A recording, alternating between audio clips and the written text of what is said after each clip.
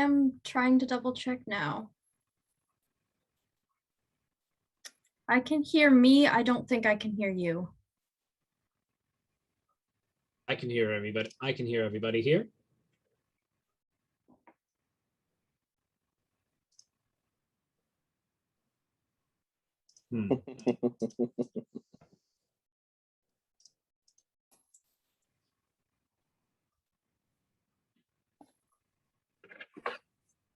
Gotta love audio issues. Okay.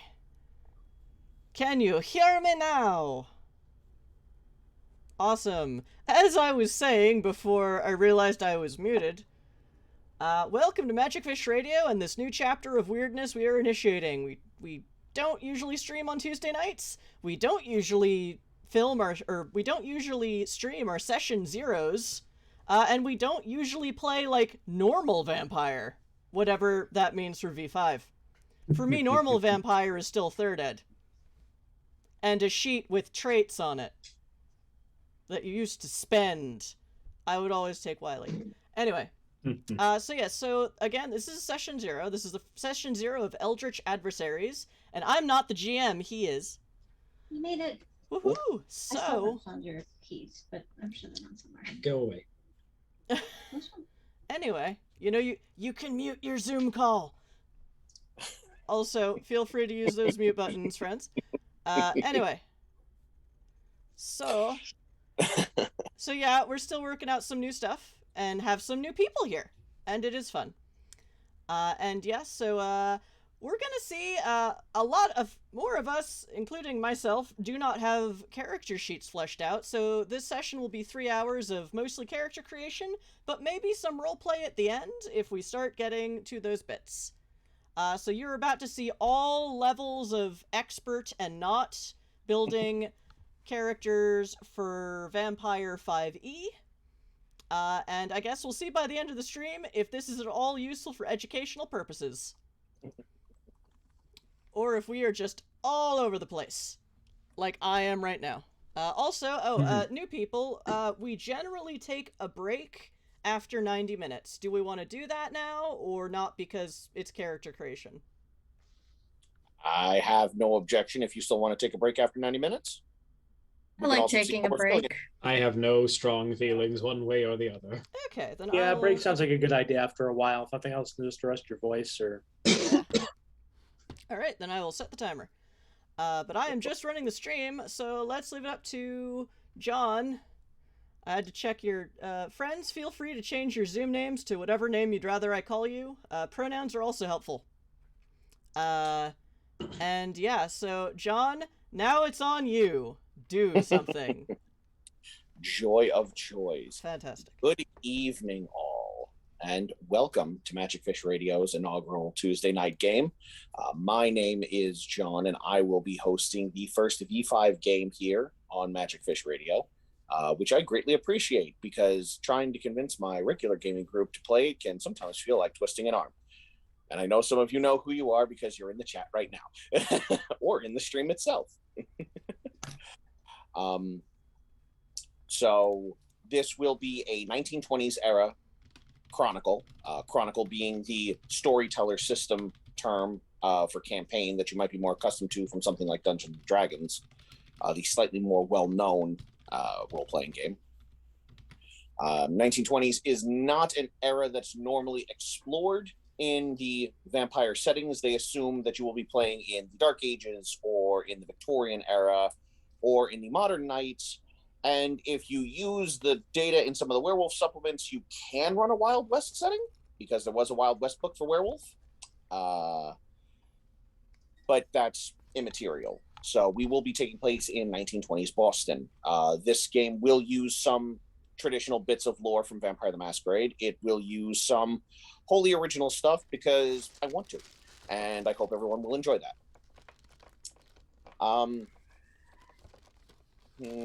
Yeah, those are the big important bits of it. We are using V5, which is very different from the original system, from the first and second editions, or from the V20 edition. I suppose as a good note, we did get around to doing this during the 30th anniversary of Vampire the Masquerade as an intellectual property. So there's that. Hooray!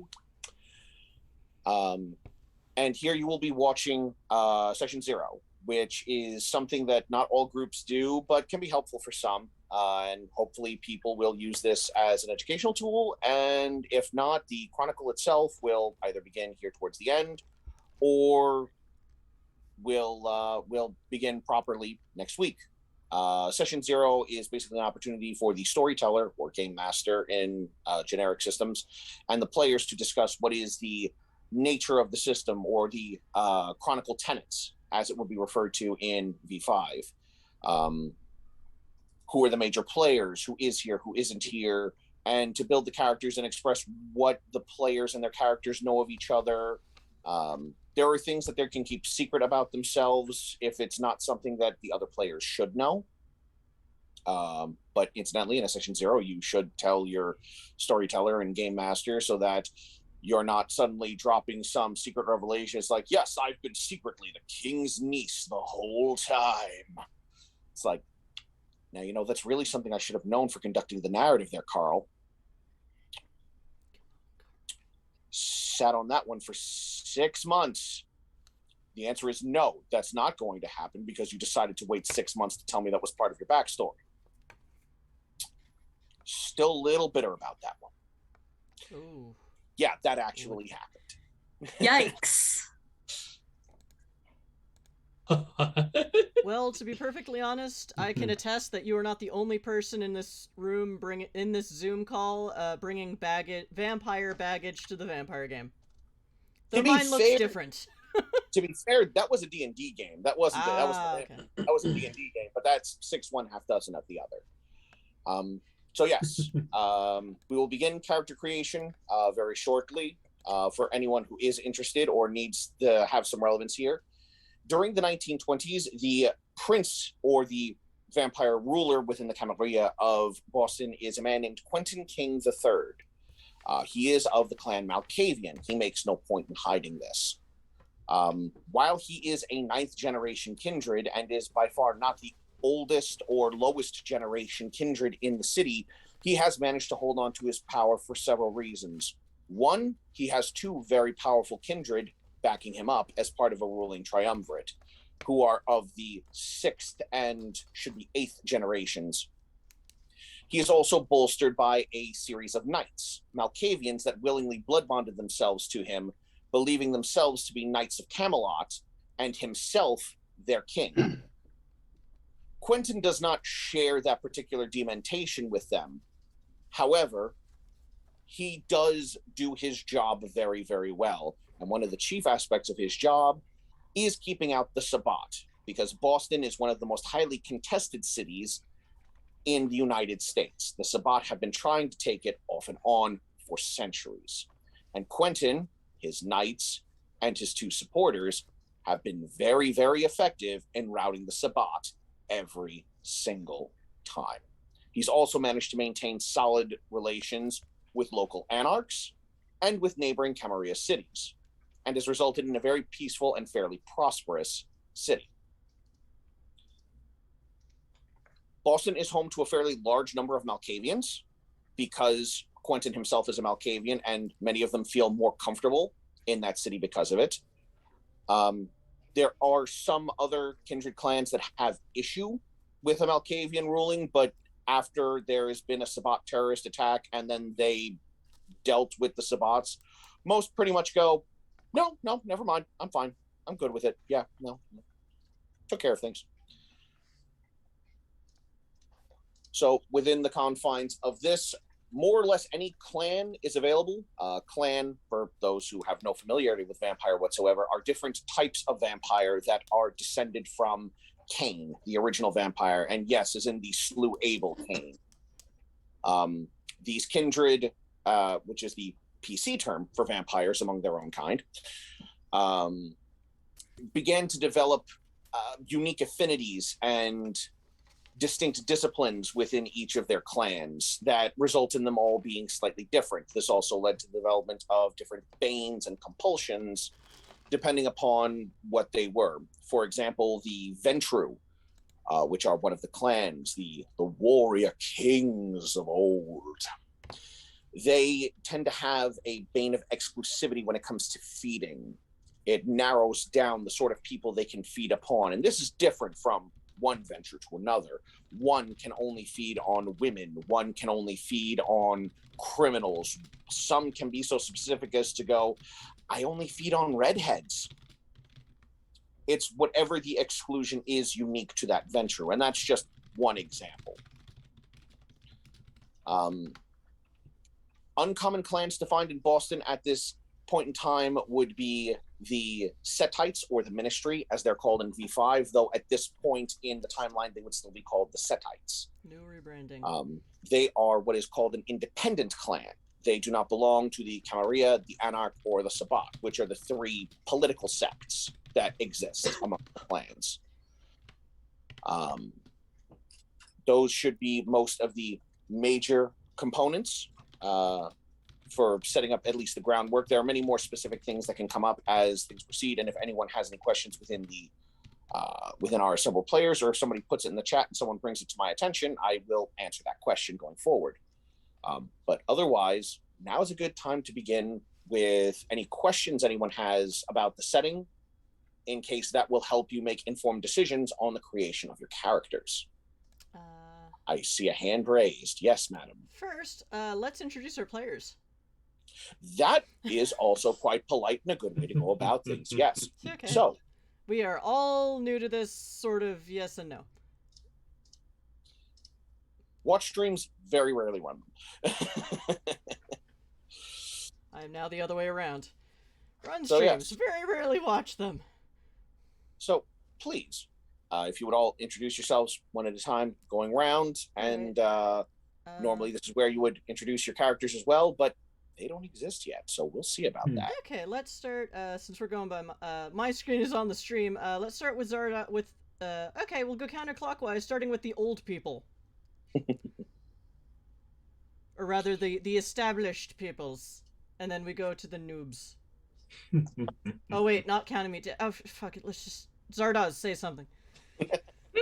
One day I'll learn how to stream. Are you sure? Yes, one day I'll learn how to stream. Today is not that day. That's fine. I'm Zardoz. I am new to V5, but I am not new to Vampire. I've been playing this since 1996, I think. The 5-year anniversary. I was 1 year old at that time. That's okay. So I have a lot of familiarity with this game. I'm interested to see what the new 5th edition looks like. I kind of have a character halfway sort of conceptualized in my head. We'll see how it plays out on paper. Mm-hmm. Okay. Actual Dracus. Hi, I'm Dracus. I'm part of the usual Saturday game crew. I know next to nothing about Vampire the Masquerade other than kind of that it exists and there are vampires. I know there was a card game in the 90s because my dad played that, and the booth at Gen Con gave me some very convincing fake blood once. But yeah, completely new to the system. Oh my god, there's a cat. And we'll see what happens. Not to interrupt, but audience at home, this is Giselle. She Oh. may or may not be showing up a couple times here because she likes to run around. Hi, Giselle. I would die for her. One of I'd 5 kill for her. felines? Yes. 4. Okay. I would kill for My her. allergies, By the I might way, die what from her. bliss. That Giselle looks like someone who's definitely killed a man or two before. Anyway, Ari! You're Hi. brand new to all Yes, this. hello, I'm Ari. Hi, I'm Ari. I am brand new to this podcast. I am brand new to Vampire the Masquerade. Well, I've read a lot about it, but I've always wanted to play it. I'm a big fan of Buffy the Vampire Slayer and also Dracula and also just general aesthetics of vampirism. I think it's very cool. And I actually have a character name that I've come up with. Should I mention it? Yes, they, them pronouns for me. I'm Yes, I'm brand new to this game system, brand new to this, but not brand new to gaming in general. I love tabletop gaming in general and have for a long time. It is very rare for me to find a system I dislike. Cough, cough. Third edition Dungeons and Dragons is that system. Dem's fighting words. Fight Not me here, IRL. but you will. If anyone were watching, they'd at you. Just be careful, hon. It's all a matter of opinion. I have very fond memories of 3rd and 3.5, and if there are people who didn't enjoy it, that's perfectly fine. Not every system is right for everyone. Some people don't like D20 systems. Some people don't like storytellers. Some people really love the D6 systems or the advanced game engine or basic role-playing system, all of which are fine. They all have their ups. They all have their downs. Nothing's perfect, which is why I said again, if you all happen to like this narrative, like the system, and like me as a storyteller, after this short chronicle, we can do something longer. And if you don't like one of those 3 things, we can alter it to be more pleasant. Yep, and that is why we are starting this new thing as a short 4-part thing to see how everyone does and what we need to tweak. And this might form the groundwork for how I run things in future, that maybe it's easier to plan 4 sessions ahead of schedule instead of just keep going and see who shows up. Speaking of which, hi, I'm Chris, or Chrisilla. My character's name will be Charisse. If anyone in chat recognizes that name, shush, I want it to be a surprise. Because I saw Milk Maven in there, and I know a game with them before, so... Oh, this was... So, yeah. I'm basically, after thinking, gee, I wonder if it's still okay for me to play a Malk, the first concept to leap up in my brain was my Malkavian from right after college, and I'm like, oh, fine. So I did a whole bunch of internet research on the problematic nature of the trope, and I think I'm gonna be okay, and can do this okay. Because I have my own issues with the mentally ill superpowers trope, or more specifically, the stop taking your meds and get superpowers trope, which is bullshit. I would rather take my meds and have superpowers. Thank you. I will fight that trope to my death. But, yeah, so, I'm usually in the GM seat, so this is really cool for me. And I'm already done talking. Jason, who are you? As I've gamed with more or less all of these people before except Ari, but on different days, and all of my groups are sloshing together, and it's fun in a wacky way. All Jason, of your groups and some guy. And this person? So, hi, my name is Jason. I'm an old head. I also have been playing Vampire since the 90s. I enjoy V5. I mentioned earlier, like before we started rolling, that like I've played a lot of Vampire, and I think that V5 is a good Vampire. I'm not certain it's my favorite just yet, but it's definitely one I enjoy. So I'm really looking forward to this. I've gamed a lot. I have some experience in games with Chris, but I am getting more experience with streaming, which is the thing that I'm really hoping to get more practice at. And so I'm really happy to be here with the Magic Fish Radio crew, and looking forward to playing and exploring what this team has to offer. And I think I saw one of your previous streams with British streamers as you were part of a Malkavian story, or yeah, it was. I was an NPC on Blood on the Severn, which was a UK-based Vampire Chronicle. They basically had me in as an NPC in one of their regular player characters' preludes. The prelude, for those who are new to it, is the story of how you became a vampire, and usually that's something that some people like role play a few scenes through, and they asked me to come on for that. Yeah, that was a lot of fun, and I decided I wanted to do more of it, so here I am. Welcome! Whew. Yoo-hoo! All right, so where should we start first with character creation? Well, should those of us with concepts describe them briefly and then give newer folks some view of what we maybe have so far? Yeah, that's a good place to start. Okay. The character concept section, as described in the book, is basically your pitch. Like you're trying to sell this in an elevator to an executive as a series to go. Okay, this is about a cowboy vampire. You know, This is have one. Yeah, but your character concept is a simple, quick pitch, and then from there you build up based into what best fills that concept. So, if you have a concept, spit it out. Let's see what you got, and then we can work on it from there. Well, you already said vampire cowboy. Yeah. I would like to hear about the vampire cowboy. So, Zardoz, is that still your concept? Because kind of. not to put you on the spot. It's been modified a little bit because he's a little bit older than he was when I started. So he is a Civil War veteran who, after the Civil War, went out west and was a functional cowboy for 50 years. So he was riding the range, doing cowboy things, generally getting himself into all sorts of mischief and trouble. And eventually he got called back to Boston because one of his grand nieces somehow got a letter to him that said, "Hey, if you happen to know anything about this, could you come help?" And so he's back into Boston for a family connection. Okay, interesting. And what clan are you thinking of playing? Bruja. I'm a political activist Bruja, not a punch people in the face Bruja. Ooh.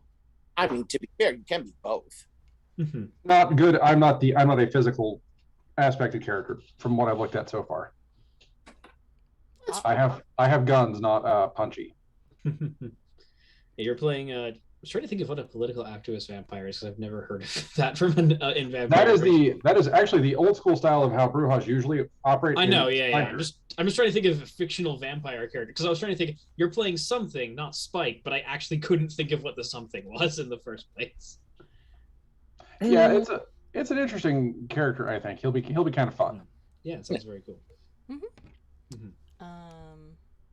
And I guess on the other end of the spectrum of vampire clans, hi. So my character is named Isabelle Quincy. She's old money. If you're familiar with the Boston Brahmins, that's like I did some research into this. There's basically her family is from old money of things, and of course she's Venture. But here's the thing. She's a really bad Venture. She's a really bad Venture in the best possible way. She just to describe how things went. Isabelle more or less thought that being an heiress of a rich Boston family that was gonna get married off to some people looking for money from Europe was gonna be the worst thing in the world. Oh, the Downton Abbey thing we talked about. Yeah, she was like, yeah, what if instead of that I just ran around and used my family money to have a ton of fun. She did that, met a certain strange paramour from Austria, which, John, I have a name for him. Would you like to hear it? Because it's very, very silly. Sure. Johann von Kriegelstein. Do you like this name, or is it too silly? I mean, the name's fine as far as I'm concerned. Okay, I just wondering if there's a pre-established character because you mentioned this. This is your backstory. Okay. You can name your character and those in their backstory whatever you want. There was a handsome Austrian man named Johann von Kriegelstein who, let's just say that things got very strange very fast. She found out things very strange very fast, and rather than kill her, Johann decided, she's clever and fun and would make a good potential vampire. And now she's running a boot now. And now that prohibition is here, yes, of course, she is involved in the bootlegging. Like many other Venture of the era. Oh yes. Like many Kindred of the era, as a matter of fact. I met a vent in a speak. Yep. From the 5 minutes of Boardwalk Empire that I watched. Is that what it's called? Anyway. I mean, to be fair, a lot of Kindred especially got involved in the Prohibition era speakeasies, not just because it was a good opportunity to make money, but because even those who had been living here 200, 300, 400, 500 years and had, just over the course of centuries lost more and more of their humanity, there are still plenty of them that saw these immigrant descendants of their old countrymen from Ireland, Germany, Italy, and Greece, and went, no, we see exactly who these laws are meant to hurt. These are not laws meant to better anyone. This is driven at least partially by racism against our countrymen. So fuck you, fuck you, fuck you, fuck you. We're making money and making everyone happy because you assholes are racists. And that's how you play a political brouhaha. Isabelle is not one of those people. I want to emphasize Isabelle sucks. I love her. Yeah. She is here to have a good she is here to have a good time, because as far as she's concerned, being a vampire is a grand romantic adventure that she is having a wonderful time with. And we'll see what we can do about destroying that notion. Oh yes. So yeah, that's Isabelle. I probably overstayed my welcome. I am sorry. I talked too much. No, it's fine. It's a role-playing game. You're supposed to talk. True. I say looking at my Charisma 4 character. Honestly, I can't count the number of vampire games I've been in, LARPs or tabletop, where, I haven't looked at my Sheetal game. I must be playing it correctly. The vampire is a heavy potential for a heavy roleplay system. And yeah. It's for us artsy-fartsy nerds. Well, I was. But there is room for combat if we're into that. Speaking of which, my character is totally not combat-y, because she's a little English occult librarian who was embraced after trusting the wrong people on a family trip to New Orleans. Her sire, well, I think she was embraced for what I said, 5 or 10 years, when her sire just suddenly disappeared. And being able to communicate with him and other Malks through the network, which apparently still exists, but I'm not sure there's a mechanic for anymore, understood that more... There is. Oh, okay. I have... The book is confusing, because it's a new book, and I have trouble reading non-fiction, even if it's technically fiction. Yeah. Quick aside. In V5, a lot of the sort of like metaplot and other sort of like detail stuff is encompassed in what they call lore sheets, where basically you buy access to this part of the story as a merit, and therefore you can buy it up like a background. And I believe the Madness Network is one of those lore sheets that is available. Okay. Maybe not in this game, but definitely it is out there in in your local game store. Okay. It's been handled mechanically, different editions in different ways, so I was curious if there was still a mechanic, or if it was just GM Fiat! Look, it's your invisible friend that mediums and auspexers can't see. But that's basically what happened. Her sire misplaced his body.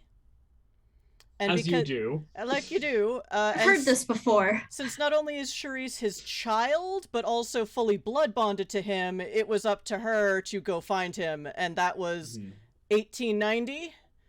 And now it's sometime after 1920, and now that's why she's in Boston. And it's like, oh, yay! Malks! She's mostly been traveling with the help of other Malks and, a real-world network of just like, okay, go to this city, talk to this guy. They're cool. She's very curious to see what a city looks like when run by a Malkavian prince, given what she knows of her own people. But she doesn't necessarily see it as a good thing, because then it's like, how do we cover for the prince when he fucks up? Because she's very much one of those Malks of, we take care of each other, or they kill us. But what if it's the prince? So she's morbidly curious about how things work in this town. And curious to see if Mortimer's body is here. Or not. And if not, she'll move on. And she's very much an occultist, librarian, lore keeper, brainy type person. Kind of shy and reserved and not always willing to take daring leaps of logic. But she is I'm hoping to build her as a walking encyclopedia of weird stuff. I'm getting an impression from this party that this is not going to be a combat heavy encounter, just given our party so far. I mean, combat disciplines tend to be the easiest to play, but I don't know how that. I just mean like we have just described two definitely two very much non-combat characters, and one character that's not like super combat-y either. Yeah, I mean, John, are you ready to game with in-character nerds? Well, we're just gonna have to see how this turns out, and we're gonna have to see how you all respond, because in this world, shit can very easily turn violent, and those who are unprepared for when the great game goes bloody are you're just culling the weak as far as some older kindred would be concerned. Okay. Anyway, so that's my character. Jason, you said you wanted to play something rather interesting and not strictly Camarilla. Sure. So around this time, or at least around this area, one of the independent clans that John alluded to earlier are the family Giovanni. They are of Venetian extraction, and they have interesting dealings with the restless dead, the ghosts. I've always enjoyed them as a clan, and in this time period, they're about to make inroads into the U.S. And Boston is one of the places they landed. So I was thinking of playing a Giovanni at this point, either depending on what the story really calls for. I could either go with one from Venice or one of the Americans they're trying to scout. The Milliner family is prominent in Boston, and that's one of the people who they're trying to bring in as one of their patron families, somebody who's not quite as good as Giovanni, but you have something to bring to the table. I see that we're for like the Koenigs. Like the Koenigs, yeah. Like the Koenigs or the what are the other ones? The Dunsert is another big. The Dunsert is another big one. So there are a number of satellite families that they have, and I could be one of those, or I could be a straight up Giovanni. You mentioned I've noticed that we do have we're a little bit low on the blunt, so I'm happy to go with a build that encourages super strength and mind control as well as ghost magic, because I haven't played around with. So there are two magic systems in V5. There's Blood, Sorcery, and Oblivion. And I haven't played around with Oblivion yet, and I'm looking forward to trying it. So that's one of the things I'm hoping to do in this game. Yep. So that's what I've got so far. The rest is still kind of malleable. Yep. Any ideas yet, Dracus? You do not have to be punchy if you do not want to be punchy. Yeah, no, it's fine. I could be. We'll see. If being punchy puts a smile on your face, then you are more than welcome to be punchy. I'm not usually a punchy sort of player. I don't do combat as a GM very often, but I want to play an upper class socialite, new vampire turned into a fucked up sewer dweller. Oh, Nosferatu. Yeah.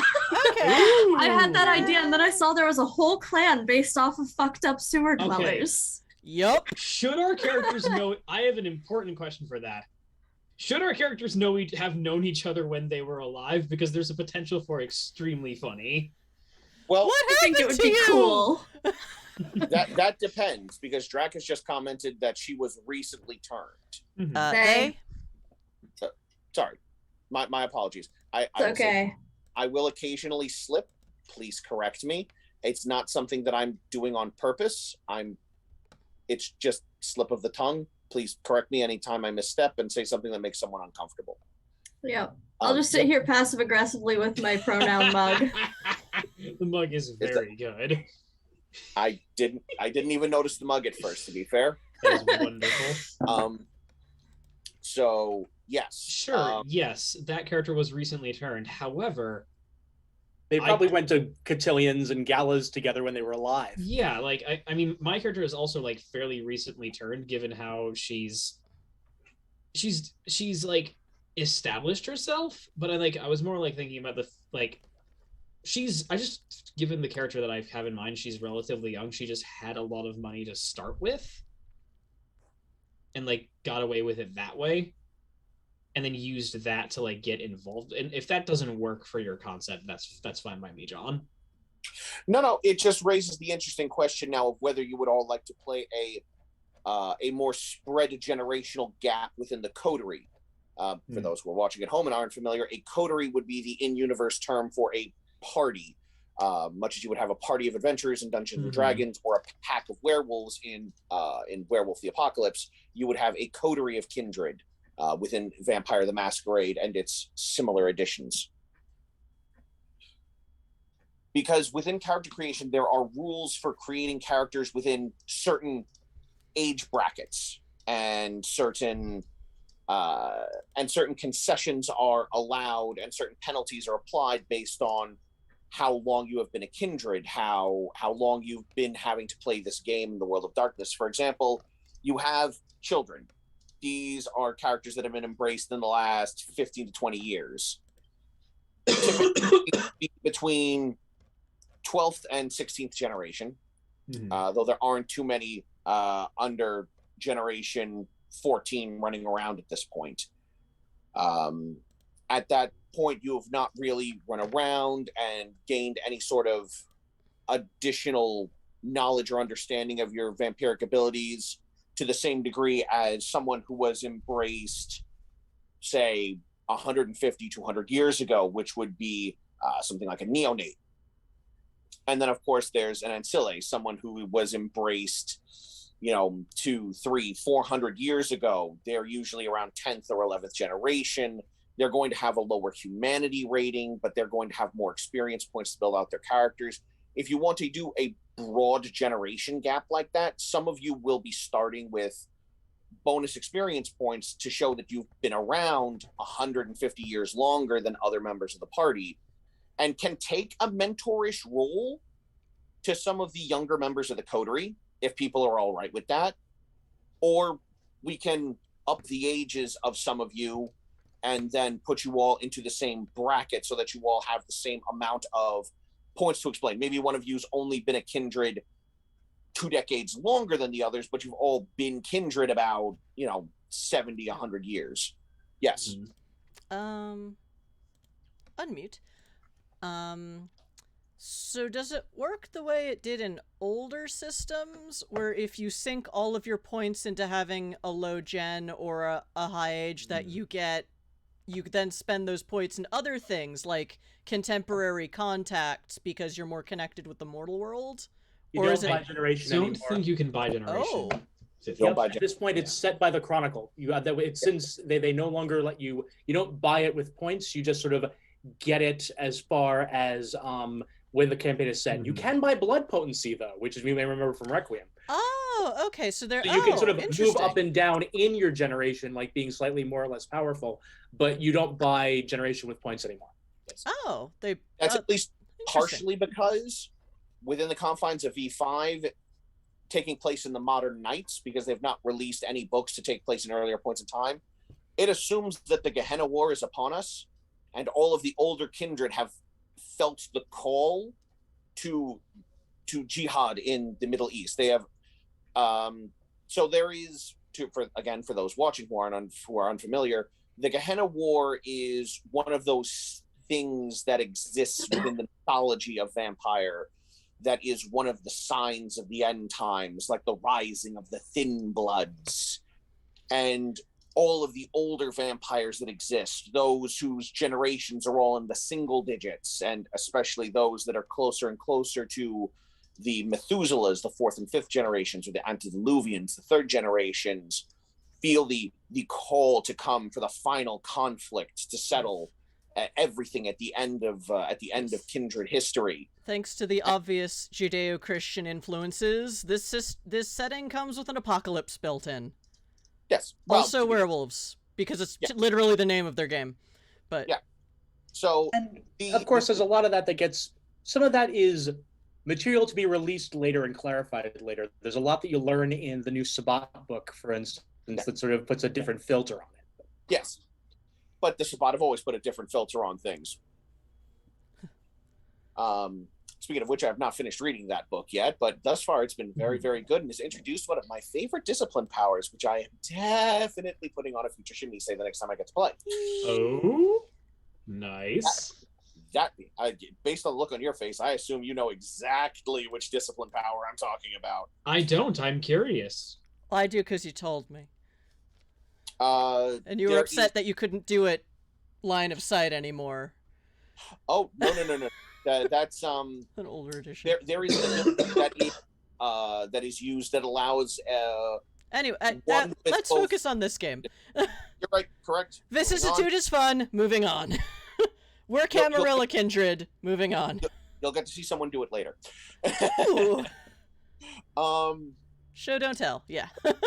so at this point, within the narrative of the books, again taking place in the Modern Knights, ninth generation kindred are the ones most able to resist it. They are pretty much holding their own as the princes and primogens. Primogens being the representatives of a clan's population within the court. So, for example, there is a Malkavian prince, but there are primogens to represent the wants, needs, and opinions of the Ventru population, the Toreador, the Bruja. But many of the older generations and those closer to Cain in terms of blood potency are being called to the Middle East. So there are no rules to play as anything older than a 10th generation currently in the rule system. So you really can't purchase into those now. There's soft rules for what your blood potency can be if you diablerize your way up there. Diablerie is cannibalism. It's vampire cannibalism. You feed on a kindred of lower generation than yourself, and you consume their blood and soul, depending upon which source you're reading, in order to increase your overall power. Yeah, and bring yourself closer to Cain and gain greater abilities. Yeah, that is the trimmed down version of it, and hopefully you won't see. Yes, hand raised. Sure. I just wanted to, before we get too far afield, I wanted to answer the question you posed, which is about like the spread of generations and knowledge. I think it would probably be best if we were all kind of in a similar generational band, only because I don't want to have like too much of a, because generation at this period is tied to social class. I want to be able to like make sure that we can all like interact on the same level with each other as PCs, and that seems pretty good. But I am certainly open to like those people who have too much lore in their heads being characters who are more experienced, so that we don't have to firewall a lot. That's a thing that's okay. It's the that's a thing I'd appreciate. Well, generally my character is all book learning, so it could have been that her sire was like, yeah, just give her this book, it's fine. So in that case, for Dracus and Ari, do you mind if your characters are maybe not recently embraced, but closer to 70 or 100 years, so that you would be competing in the same assumed age bracket, maybe on the younger end of neonates rather than children? So to be of the same level of... If that's what needs to happen. Okay, so because they brought in blood potency from Requiem, which was one of the biggest departures, was not being reliant on generations from Cain anymore for your power stats. Okay, so generation doesn't matter nearly as much as how long you've been a kindred. Generation does, because the amount of Cain's vitae in your system dictates how great your blood potency can be. Like, of a certain generation bracket, your blood potency can only increase so far. And the lower your generation, the stronger your potential blood potency can be. You can have 2 6th generation kindred of 2 varying levels of blood potency, therefore allowing one to have a greater degree of power than the other.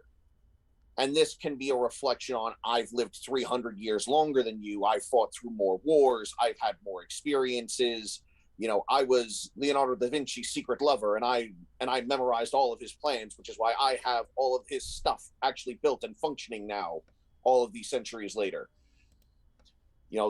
That's one way to differentiate a level of power within a given generation bracket. Well, looking at the book, there's both childer and neonates have a 12th, 13th generation band. Yes. And the experience point difference for them is 15 experience points. Yes. So we could all be 12th, 13th generation kids. It's just some of us have been alive a little bit longer and have, as a result, have that 15 extra experience points, and still have been we're still all in the same generation, but some of us are older than others. Well, that being a wild spread. Okay, I need to correct myself. That was, when I said generational gap, it was less a matter of your 12th, your 13th, your 14th. It was more a matter of, are you playing children or are you playing neonates? The bracket of play in which you were playing. I'd be one of the neonates, so maybe I'm not the best judge, but I don't mind, 3 established kindred who are also played by people who know the system, leading in 2 noobs who are also noobs in character. Like, Yeah, I was also planning to play a young character because if my character doesn't really know what's going on, it's a little more acceptable for me to not know what's going on. Okay. And playing somebody who's been around for a while and kind of knows what's going on seems very intimidating to me as a new player. And ultimately, if anyone had a problem with the XP differences from generation, like, I don't mind giving the noobs a little more XP. Yeah, I don't care if there's an XP difference. I'm looking to have fun and have interesting character dynamics. So, if you're all more experienced than me, that you're more experienced than me. I mean, Chris, Zardoz, John, and Jason, what is your experience with that? What is your experience with with experience gaps in Chronicles like this? Some people are extremely sensitive about them. I'm not. I mean, I've seen it in different ways. I like I'm down for having that kind of, down for having that kind of experience in roleplay as long as you guys are too.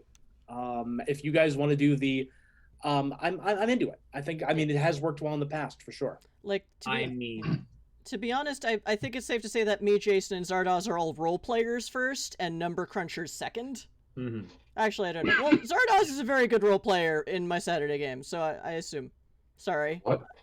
That you're at least as much into role play as you are into number crunching. Yes.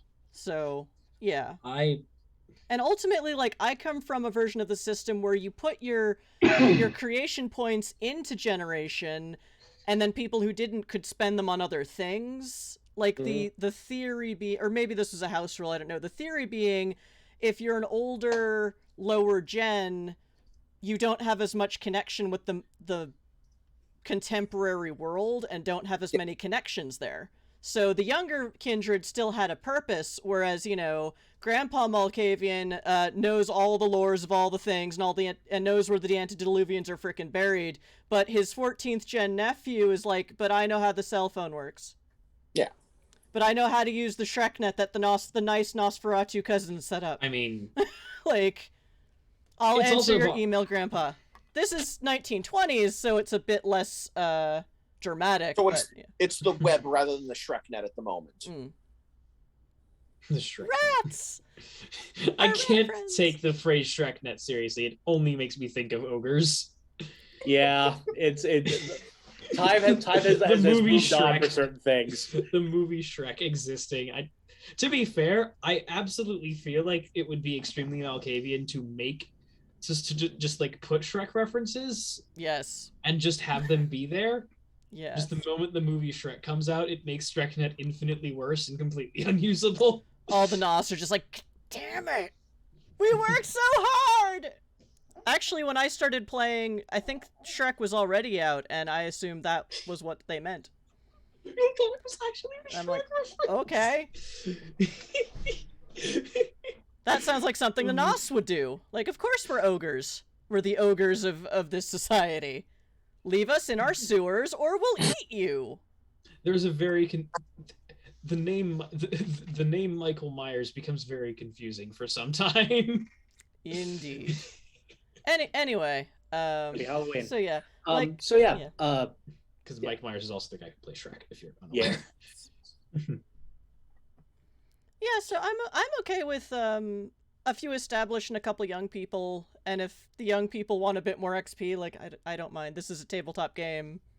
We do not have to apply to national standards of anything. No offense, Jason. Go forth with that. That sounds cool. Yeah. If it works, it works.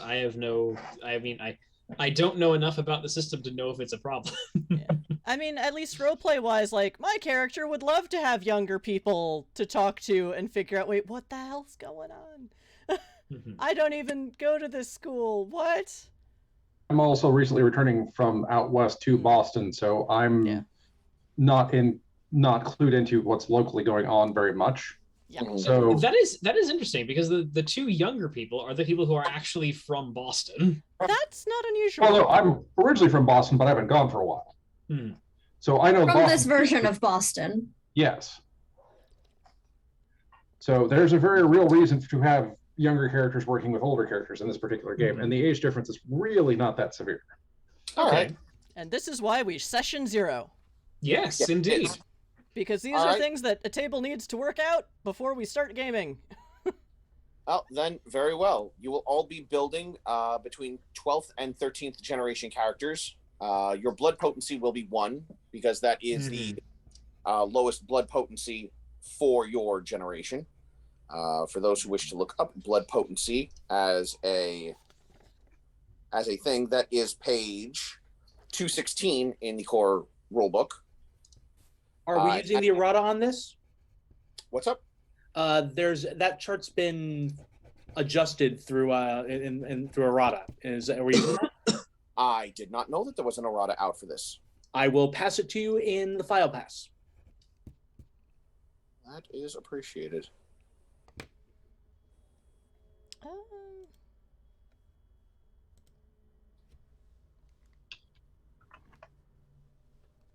Everything good there, Chris? I just heard a really weird noise that wasn't a piano and got very disoriented. The erratas from back when it was still being published by Modifius.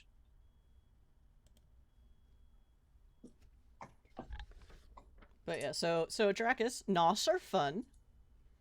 Yeah, I was like, I had that concept, and then I saw there was literally an entire clan for that concept, and I got very excited. And some are punchy. I think some are still punchy. They get obfuscate, potence. Don't remember, or is it fortitude? But anyway, some Nos are punchy, and some are sneaky and smart, and some are both. Obfuscate, potence, and animalism. Right, because you also breed mutant pets in the sewers. And they're awesome. Well, at least they do in modern toward, Knights. Look at this sneaky weird dog. characters that know things they shouldn't, which seems to fit within this. But like, mad scientist breeding weird pets in the sewers seems like a fun thing too. Actually, I don't see why it couldn't be both. I'm not I will sure. be making heavy investments into presents, of course. I wonder if that's happening in the 1920s, because I know like industrial chemicals are a thing, but I don't know if radioactive sludge is a thing yet. No, because it's the 20s. But Industrialization is roaring. Yep. Hey. My puns are not that good. I'm sorry. That's very good. I was a fan. I will probably be an Auspex monkey, but I do like that we have Dominate back instead of Demontation. Because Dominate is actually useful. And it's even more useful in V5. There's a lot of things that just work on 5 humans, which is really nice. We have like 3 Dominate clans in our bucket here. It is true. It's one of the ones that's more common, but I figure in this group, I could do Potence and Oblivion, or maybe just like dabble in Dominate, depending on how people go. The problem I'm running into with Presence is it doesn't jive with my Predator archetype. So I have low-level Presence and a little bit of Celerity and a little bit of Animalism. I didn't know that Bruja got presence. They do. It's Potent Celerity Presence, because they're Rabble Rousers and Firebrands, as well as okay. Yeah, they're I like got Animalism from my Predator type. What's your type? Vegan. Oh, got it. Or farmer. I think they call it at this period. Farmer. There is one bit of house ruling I need to make clear when dealing with Predator type. There are certain Predator types will also give you an additional dot in a discipline. And some of them make a point in saying, oh, if your character's a Tremere, you can choose Blood Sorcery instead. Because Blood Sorcery is a discipline known by 2 different clans rather than just the one, because the Banu Hakim got their full write-up in the Camarilla book and were left out of the core book because, of course, they did. You can ignore that. If you want the point in Blood Sorcery, you can by all means take the point in Blood Sorcery. And I say this for a couple of reasons. One, about half the NPCs that are put into these books are all assumed to have Blood Sorcery to some degree or another. And they're Ventrus, they're Toreadors, they're Chemise, they're Gangrels. But half of them have a dot and blood sorcery anyhow, either because they ate a Tremere, or they ate a Banu Hakim, or they were trained by a Banu Hakim in the ancient art of assassination. If you're taking a predator type and it says under normal circumstances, oh, you can only take a dot and blood sorcery or your Tremere, forget it. You can have the dot and blood sorcery if you really want it. Go with it. Have fun. Okay.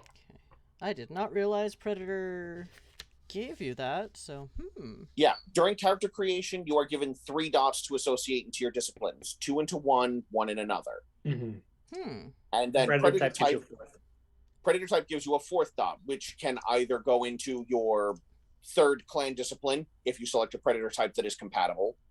It can give you 2 and 2 in your clan disciplines. It can give you 3 and 1, or it can give you an out of clan discipline just because it was something your sire knew. And that's just how you developed, because that's how you hunt and how you prefer to get blood. I want your opinion on something. Yes. I have my 4 dot picked out, and I have 2 of my 3 dots picked out. Obviously 4 charisma, 3 intelligence, 3 wits. Where should the other 3 go, and where do you think the 1 should go for this general character concept? What do you want to suck at? I don't know. Yeah, that's more or less the question that comes up is what... Jason? You are playing a kind of wastrel Ventru. My recommendation would be Resolve. Resolve is the sort of the stat of keeping your shit together and your stat of like resisting temptation. It sounds like something that you're not so good at. I would put she ran away from home to hang out with this this is hot Austrian dude who like had fun stories, and then it turned out that considering that this was a terrible life choice on her part, I would argue that that might also be wits that is very low. Mm-hmm. True, but wits is so useful in game. Like I wouldn't want to say ditch wits, only because it's so very useful. It is extreme, but so is resolve. Mm-hmm. But my other thing with like wits is, I get the impression that she's sort of too clever by half sometimes. Again, she like found out a bunch of shit she was not supposed to just by like snooping around and stuff. Well, another possibility is that you could just put the low dots in manipulation, because she got manipulated better than she manipulates. True. She's charming, but she's not like much for that. That could make sense. Where would you put the other 3 though, is the question. Which ones did you pick so far? Intelligence and wits are the 3s, and charisma is my 4. Okay. Composure. Definitely. Like if composure is the social defense stat, and if you're like fair enough. If you're going against like if you're going in places where you're like trying to deal with like the social shark tank, composure is going to be important for that, especially if you're pitching resolve, because that's Okay. Yeah, why won't these WordPresses like work correctly? Because I click one and then I click off it and I can't click back onto it. That's why I use pencil. Because I'm a Luddite. You see, I should be using pencil, but I'm an idiot. I'm sorry, Zardoz, you were trying to say something? Oh, I put strength as my dump stat because, it was the thing I needed least. Yeah. You were going to be the weirdest Bruja, dude. Are you on Doc Holiday? Is that your gig? Kind of. Part 2? Not intentionally, but kind of. Yeah. Okay, cool. I'm not my physical stats are, I have a 1 strength, 2 dex, 2 stamina. And then my other stuff, my stuff is social and mental.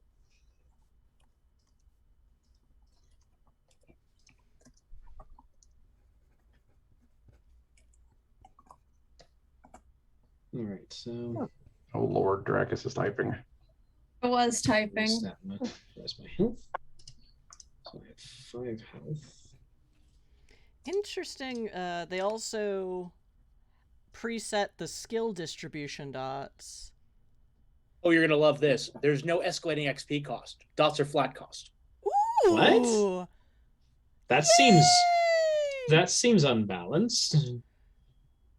It's actually more balanced than it used to be. There used to be some interesting, some weird mathematical nonsense you could do with buying dots at low levels and trying to raise them with XP. Now they've got a flat distribution at character creation and then buying them up with a consistent number of XP. Yeah. You increase your attribute by your new level times 5. Very simple to figure out. Mm-hmm.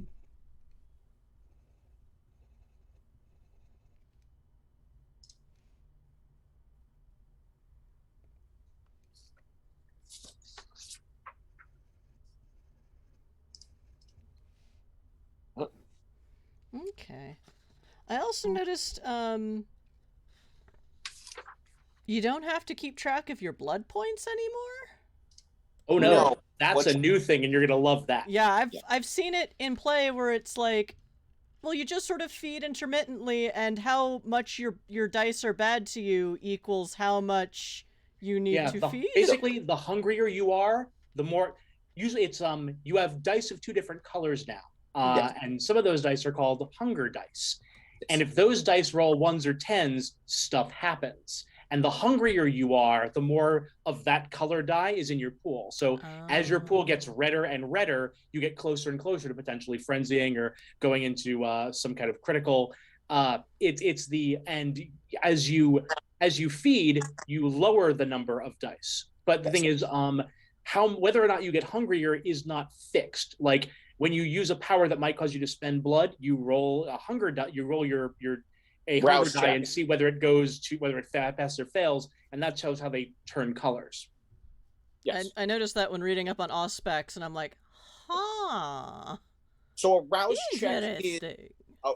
check is basically when you try to draw upon the power of the beast, which, for those viewing, is the folklore name given to the hunger, the vitae's insatiable need to feed upon mortals. And when you roll a rouse check, if you are successful, you're able to draw on the power without stirring the beast. If you fail the rouse check, you still are able to draw on the power of the beast, but now the beast is stirred, it's awake, and now it wants its midnight glass of water, which means sweet tannic blood out of someone's neck. I've also seen it played on some streams as literally like the devil on your shoulder telling you to do bad things. Which is gonna be fun with my character for reasons you will discover in roleplay. It's a house rule, but a common one. So, hey, does humanity? You should eat everybody. Yes, humanity is still a thing.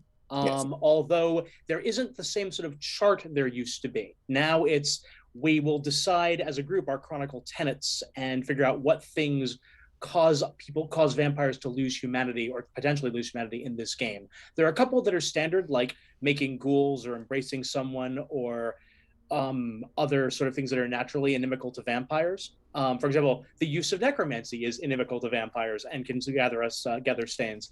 But the codes we used to have are going to be something we'll decide here. Other things that can affect your humanity are your convictions, which is something that you will settle during your character creation. Convictions are parts of your personal code, which you will associate with touchstones. These are individuals that help you keep in touch with your humanity.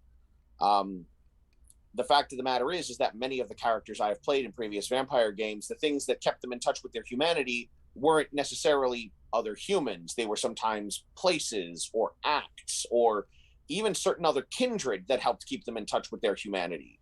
So that's a bit of a broader component that I was going to get to when we started talking about convictions. But you don't have to have just humans as your touchstones.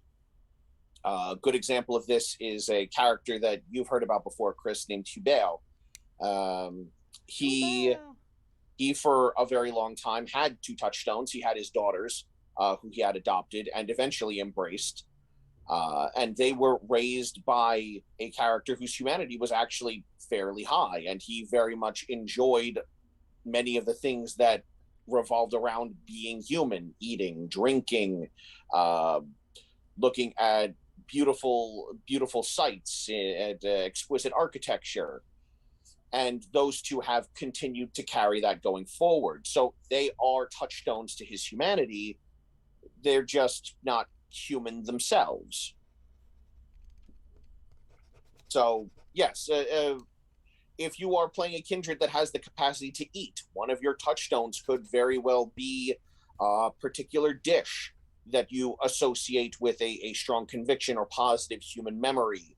Like maybe you were in Athens, say 100 or so years ago, and you remember the first time you had lukumades at this one little shop down in Syntagma that's still there. And anytime you happen to pass through that area and you stop by and you smell it and you taste it, it reminds you of some positive or even negative human emotion that keeps you tethered to your humanity. So yeah, you want to make one of your touchstones this one particular lukumade shop or that dessert in general, because that's something you associate with something that keeps you on the path of humanity. Yeah, that's fine. I'm totally okay with that. That works. Yes, Kitten? Are you having fun knocking stuff over, Kitten? Show us the baby! No, don't have to. I should like the cat content. You cannot announce there is a cat on the stream. Werner Herzog voice, I would like to see the baby. Yes. It's another kitty! This is Samus. This is a Void cat. Void named baby. after the Nintendo character Samus? Well, originally when we took her in, she was this itty bitty little ball of fluff that was all about 2 months old, and we were told that she was a boy, and none of us decided to go poking around in the hind legs to double check. And the name they gave her was Samson, so that's what we called her until she went in to get fixed, and then we found out Samson was a girl. Yes, I know you don't want to be on screen. All of the people scared you may go. So that's why she's named Samus, because Samus is a girl. That plus Samus for the longest time people believed was male because unlocking Yep. That plus Samus is the most inclined to go platforming and also most inclined to take on adversaries larger than herself. And so Samus just fit on so many levels. That's wonderful. This delights me. I love this cat so much. Ooh. And my wife agrees. And Samus is just happy that she's no longer on stream because people are scary. She is now scurrying in the bedroom. Arcane said in the chat, she's also known as Anxiety Kitty. Oh, Anxiety. Good. Definitely Anxiety Kitty. That is a true statement. My brother-in-law speaks the truth. So, yes. Okay, I think I will be an Auspex Smulk with a little Obfuscate. Because there are like 3 other people here who have Dominate. Just for the record, along with your building your characters, after you have selected your clans and allocated your points, it sounds like that's what a lot of you are doing. When it comes to allocating your skills, you have 3 different builds to choose from. Yes, I mentioned that because that was interesting, because I'm like, oh, we can't just put them all in willy-nilly, which kind of makes this easier for my brain, which can never decide. Yeah, I'm a fan of that. You have the Jack of all trades, where you can put 1 skill at 3 dots, 8 different skills at 2 dots, and 10 different skills at 1 dot, because you're good at a bunch of different things, but you're not great at any of them. Oh, that's not what it said. I'm not seeing this on here on the character creator thing that I'm looking at. If you're on page 136 under character creator, yes, there it is. Yes. Then you have balanced, which is 3 skills at 3, 5 skills at 2, and 7 at 1.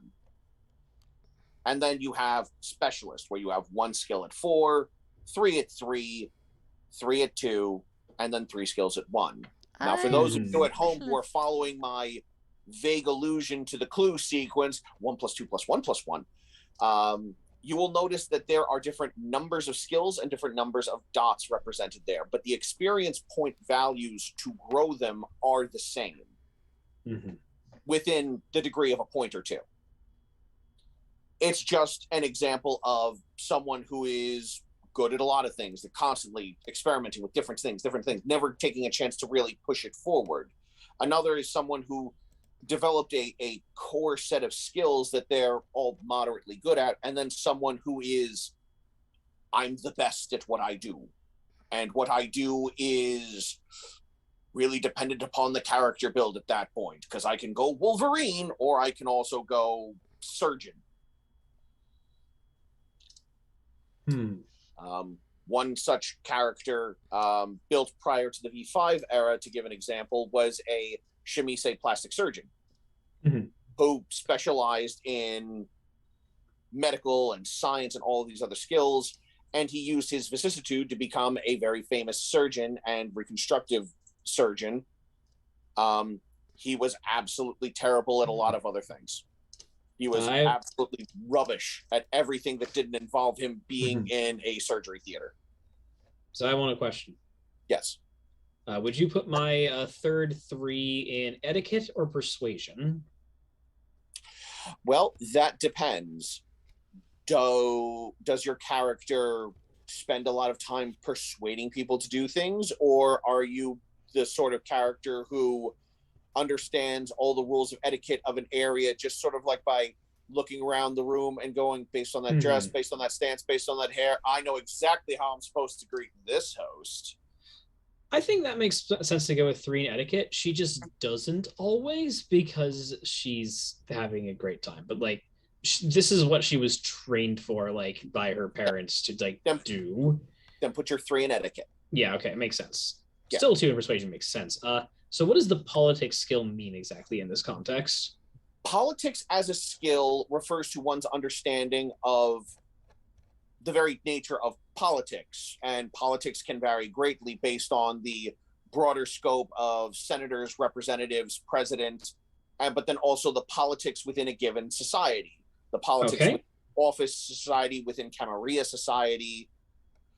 Politics is a very broad skill, but within each of these skills, you can find things that are called specializations. And specializations can give you additional die if they happen to coincide with your qualification. For example, politics. You could have a specialization dealing with corporate politics, dealing with Camarilla politics, dealing with local government politics.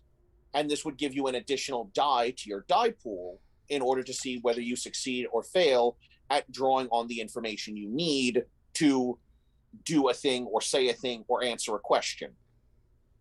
Okay. I'm thinking of going balanced for this character, just because I think it makes sense, because I think that makes more sense than either of the other ones. So yeah, naturally, my skills are finance, insight, and etiquette. Very obvious 3s to take for this character. Good ways to go for a business person. Especially someone from high society who has to deal with the court every time Elysium is called.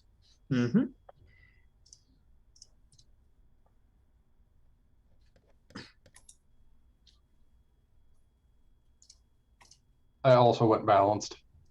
I do find interesting the fact that the character backstories imply that for both me and Dracus's characters, that the sire is probably still around in the city somewhere.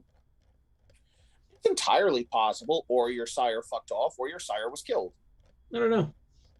I was messing with the idea that my sire disappeared and that I have something in common with Chris's character. Oh. They're both tortured in someone's closet. We just have to find it. Yeah. No, it's fine. He just is a really high obfuscate and is just doing this for a long time. He's been standing behind you. Yeah. This whole time, but you're just really high obfuscate, standing behind me, looking over my shoulder, waiting for me to notice. And then Chris shows up and is like, wait, hey, that guy's like following me. I can't find my sire either. I think he's behind you. No, and then I keep turning around and I still can't see him. He's behind you. Everyone can see him but me. Behind you the whole time. Every time you turn, he's just like quietly nudging to the left and the right to stay exactly behind you.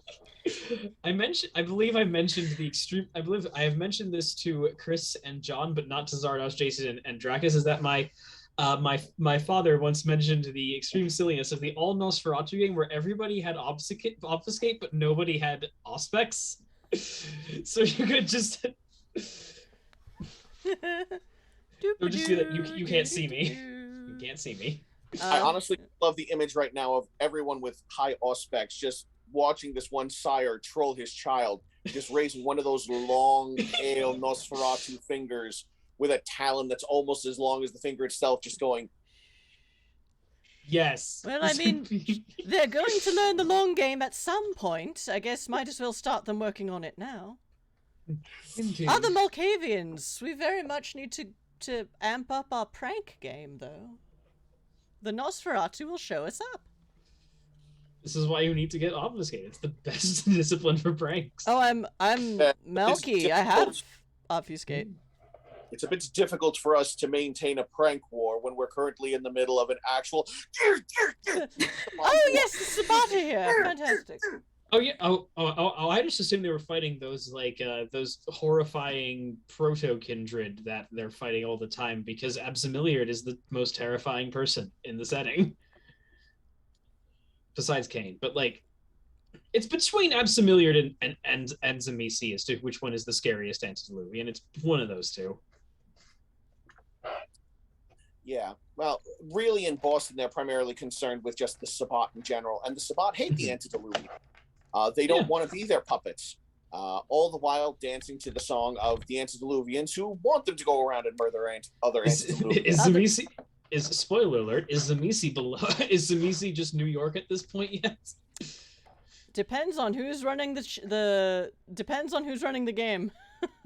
I just know that was a thing in canon at one point. Oh yeah, Zamisi was just the entirety of New York at one point.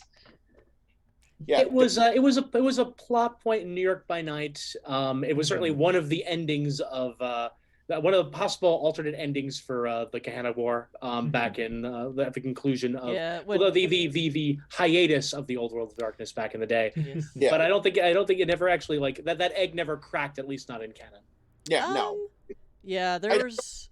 I don't think it was ever made canon, but there are people that make it canon for their chronicles, which is one of the beautiful things about role-playing games. Yes, the wonderful irony of the Sabbat have been serving two really nasty antediluvians this whole time, and remembering at the last moment, oh wait, vicissitude is a discipline. It's also a disease.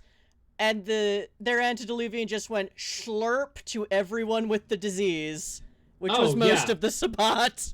Because Faldery. Yay! Whoops. Well, if we're talking about like Metaplot updates, in V5, the La Sombra, at least as of Chicago, are joining or have joined the Camarilla.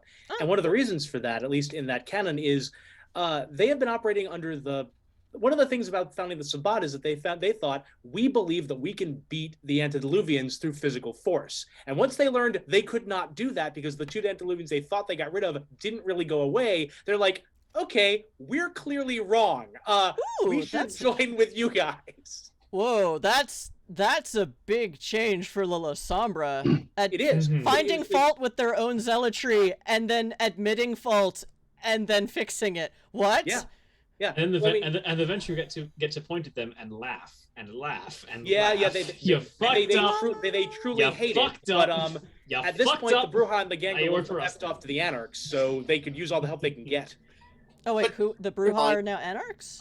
The Bruja and the Gangrel both joined the Anarch movement in after the Second Edition starts. But that is 100 years in the future from our game. To be fair, do the Gangrel and Bruja have centralized leadership? Because there's probably still plenty of them in the Camarilla. Yeah. I mean, when Theo Bell shoots the head off of Hardestadt, it's probably a sign of saying goodbye. Yeah, I read that. That was like, what? My old LARP group was very into Theo Bell because we had one of our regular players looked a lot like him, so I was just, what? Here's an important thing to remember, is that when we say that this clan joined this sect and this clan fucked off to this sect... I mean, the Gangrel were unsected for a long time. Yes. These are in very general terms. You know, it's very general terms to say that the Bruja flipped off the Camarilla and joined the Anarchs. There are obviously still Bruja in the Camarilla, because there are Bruja that are princes and go, I actually have no problem with this whatsoever. You stepped out of line. You all want to leave? Fine. Fuck off. I'll start my own branch of the Bruja here in the Camarilla. with blackjack and hookers. Well, how do you think I made all my money? Yeah, I always thought it was fun. It was interesting, the division of sex, whereas the Camarilla believe there are no antediluvians, but kind of maybe serve them. The Sabbat believe there are antediluvians, and we're going to kill them, but no, we're actually serving them. Isn't and Augustus Giovanni Yeah, just that's around? what I was getting to. At least two of the independent clans, the Giovanni and the Setites, know the antediluvians exist and willingly serve them because we're going to win. Well, but I don't know if they know that about each other, because we have wandered off topic a little bit. Sorry, you're absolutely correct, Zardoz. Sorry. Lore is fun. I like lore. Lore is very fun, but that's perhaps all the more reason we should actually complete your character creation so that we can discuss more. All right, I am on skills. 1, 2, 3, 4. 1, 2, 3. While people are counting, I will talk about what I've picked so that we can have some not dead air. I went with for my stats, I went with Resolve as my high stat and Composure as my low stat. I figured he can be kind of jumpy, especially since we got a lot of very social characters here, at least a couple of them. He can be a little bit on the edge. I also want the balanced build. For skills, I'm going with Occult, Streetwise, and Intimidation as my 3 threes. And then after that, 2s in Awareness, Etiquette, Leadership, Brawl, and Craft, because if I'm going to take some opponents, I should be able to use it a little bit, and Craft is often good for making ritual objects if I'm going to be doing some magic things. And then some scattered dots and things like larceny and stealth and firearms and subterfuge. Technology, I figure that's like at this point it's like industrial level tech, right? So that's like with Gearworks and possibly like engines as opposed to like anything more high tech than that. Absolutely, yes. Cool.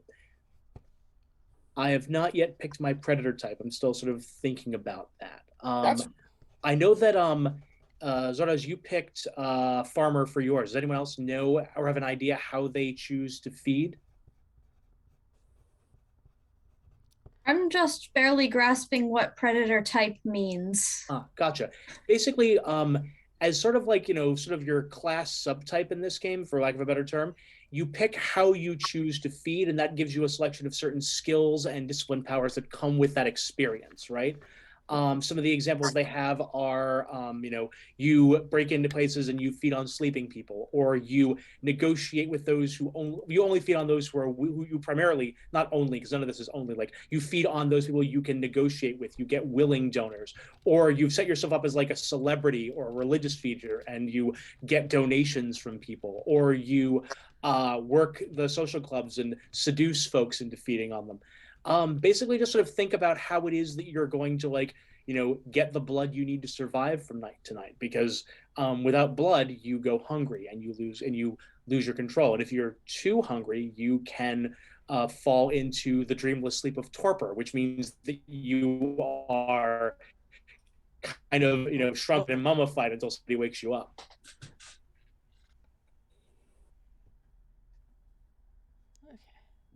Someone's audio just went a bit wonky there. Okay.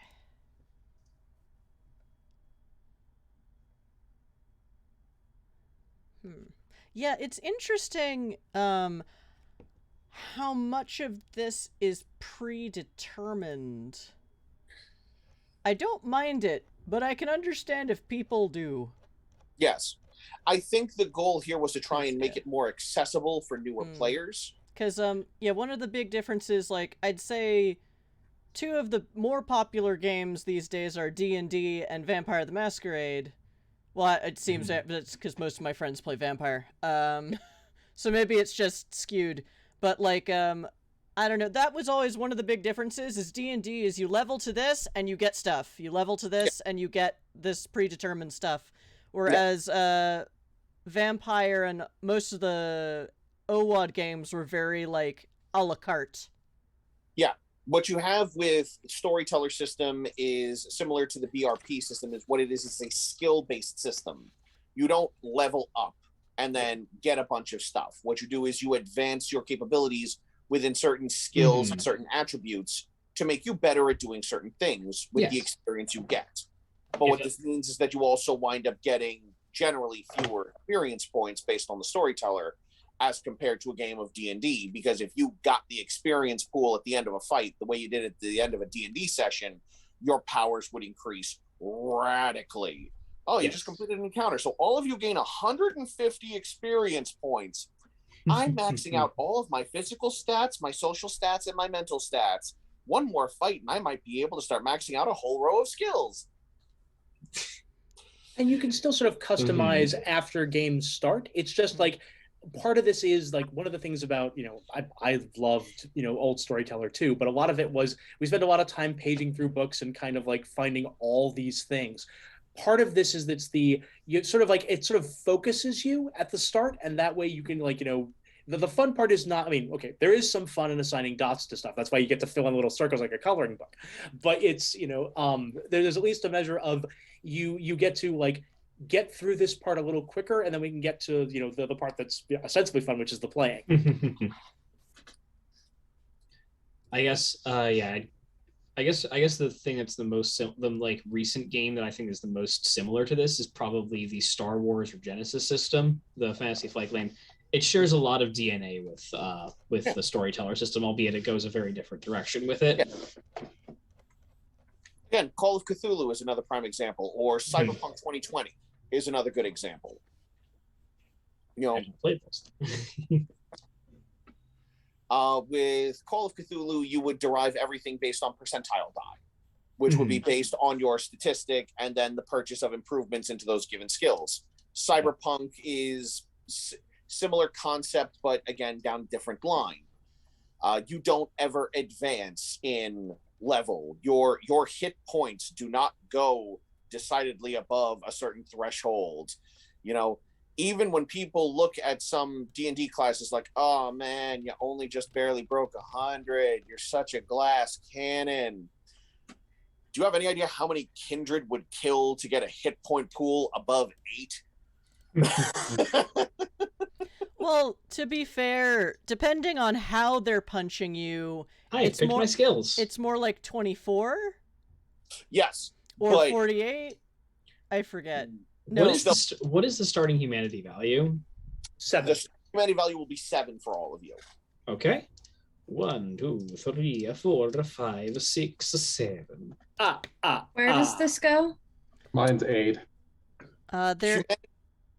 Humanity is a section on the character sheet. On the official sheet from the book, it's on the bottom right. On the sheet that you sent, humanity is directly under willpower on the far right of the front page, just above blood potency and hunger.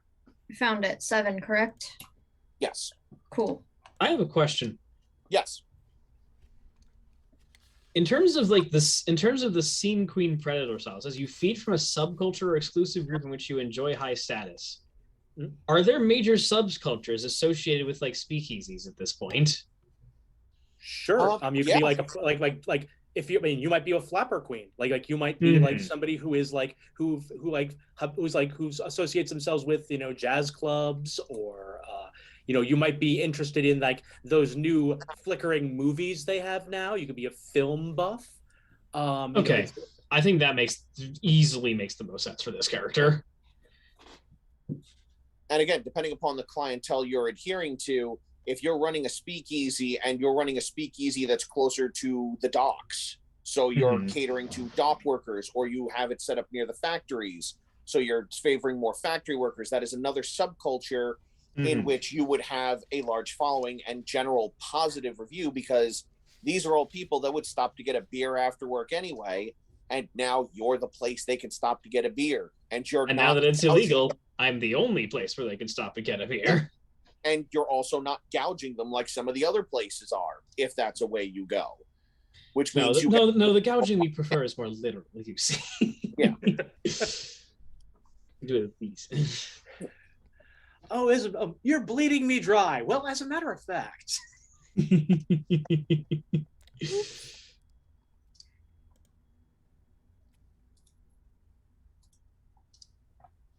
So, yes.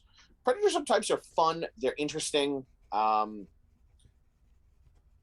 then, of course, there are the additional advantages and flaws that are afforded by them to make note of as well. And we will move into advantages next. Advantage is now a very, very broad category subject. It's no longer... Yeah, this is one of the things that I don't much care for later vampire things. I liked backgrounds as a separate thing. I liked them when they were a distinct category of things that you could choose from, and they were separate from the endless catalog of merits. And after, Requiem second edition. Requiem is one of my favorite vampires there is, but it's the list of things you have to page through to find anything you want is one of the obstacles of that game, and I wish it were different. Yeah. Mm-hmm. Yeah. So I think I'll just go basic because I get 2 dots, 1 free dot dominate, so I'll go 2 presents to dominate. That is what I'm going to end up with. That's a great pairing, to be fair. Mm-hmm. Combat, that's for the help, obviously. And with dominate and presence, you can make your enemies the help. Won't you two do me a favor and just fight to the death over there in the corner? No blood on the carpet. Now, fighting to the death is high dominate. We're not there. Okay, I see you've come here to kill me. Have you considered, what if instead of that you just leave your guns and all of your money on the floor and leave? Thank you. Have a wonderful day. Again, not quite, but getting there. Yeah. Did you take as your level 1 Compel or Cloud Memory? Because I should take the other one. Mm-hmm. What do they do? Because I haven't looked at that yet. I'm still So the level 1, okay, so building.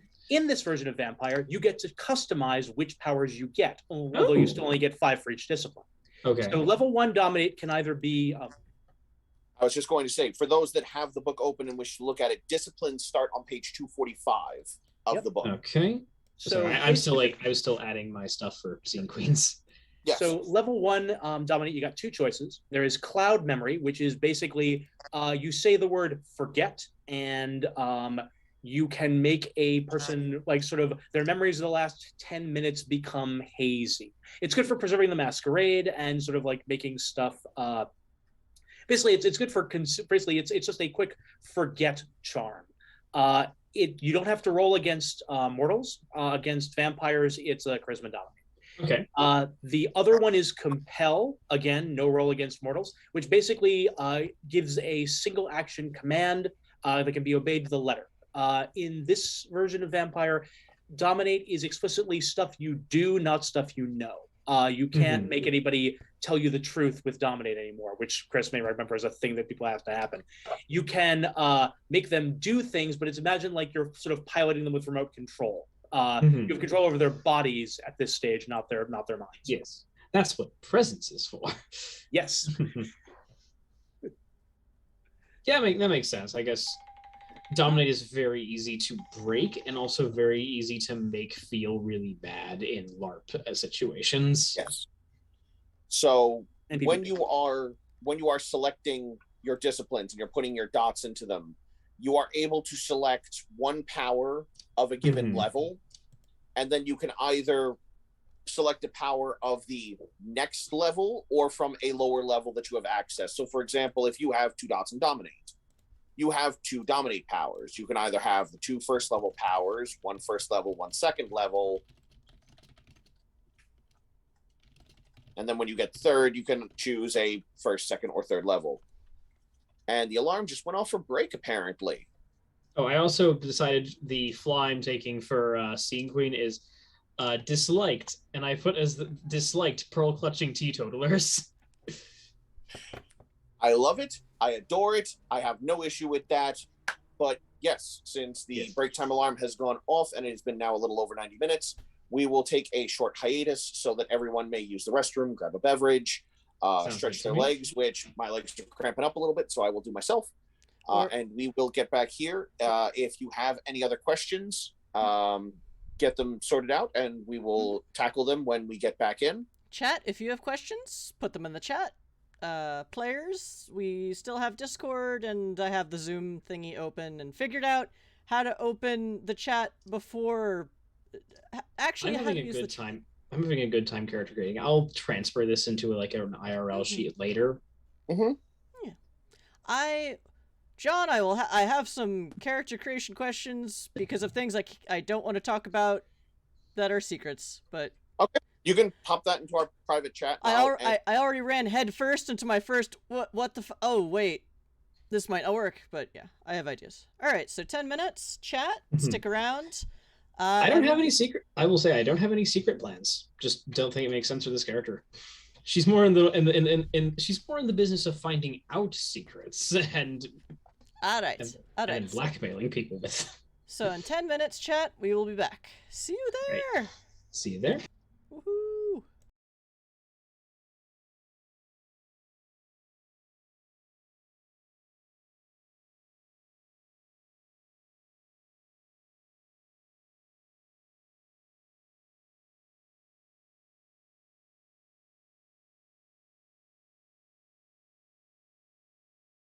What I want to know is if I'm done. Okay, we're back. Right back into it. We're doing session 0 of a Vampire the Masquerade V5 game.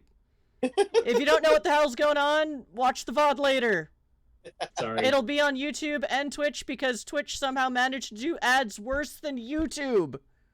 What? I don't know how! How? Somehow. How do you manage that? That's not possible. I never thought I'd say, Twitch, can you be more like your brother YouTube? But here we are.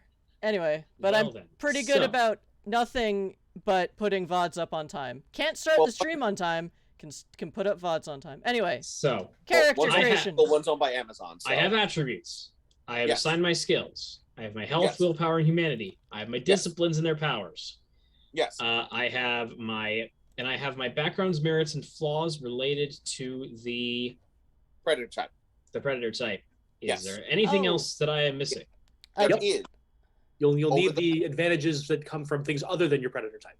Yes. Okay. Where do I get those? And how many do I pick? You get 7 dots of advantages and 2 flaws. Yes. Okay. That begins on page 179 in the 179. Thank you. Sorry. I had a question about blood bonds and how they work. Okay. Because I just do not know if that's different now.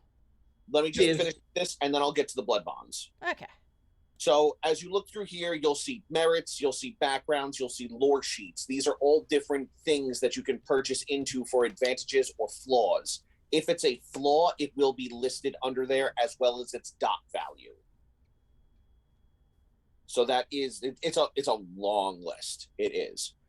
Now, if you have any further questions as you scroll through that, I will get back to them. But to keep there from being any dead air, blood bonds. Yes, blood bonds are very different now.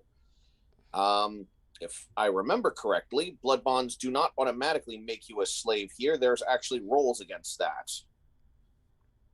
But we will double check by reading from the book, page 233. 233.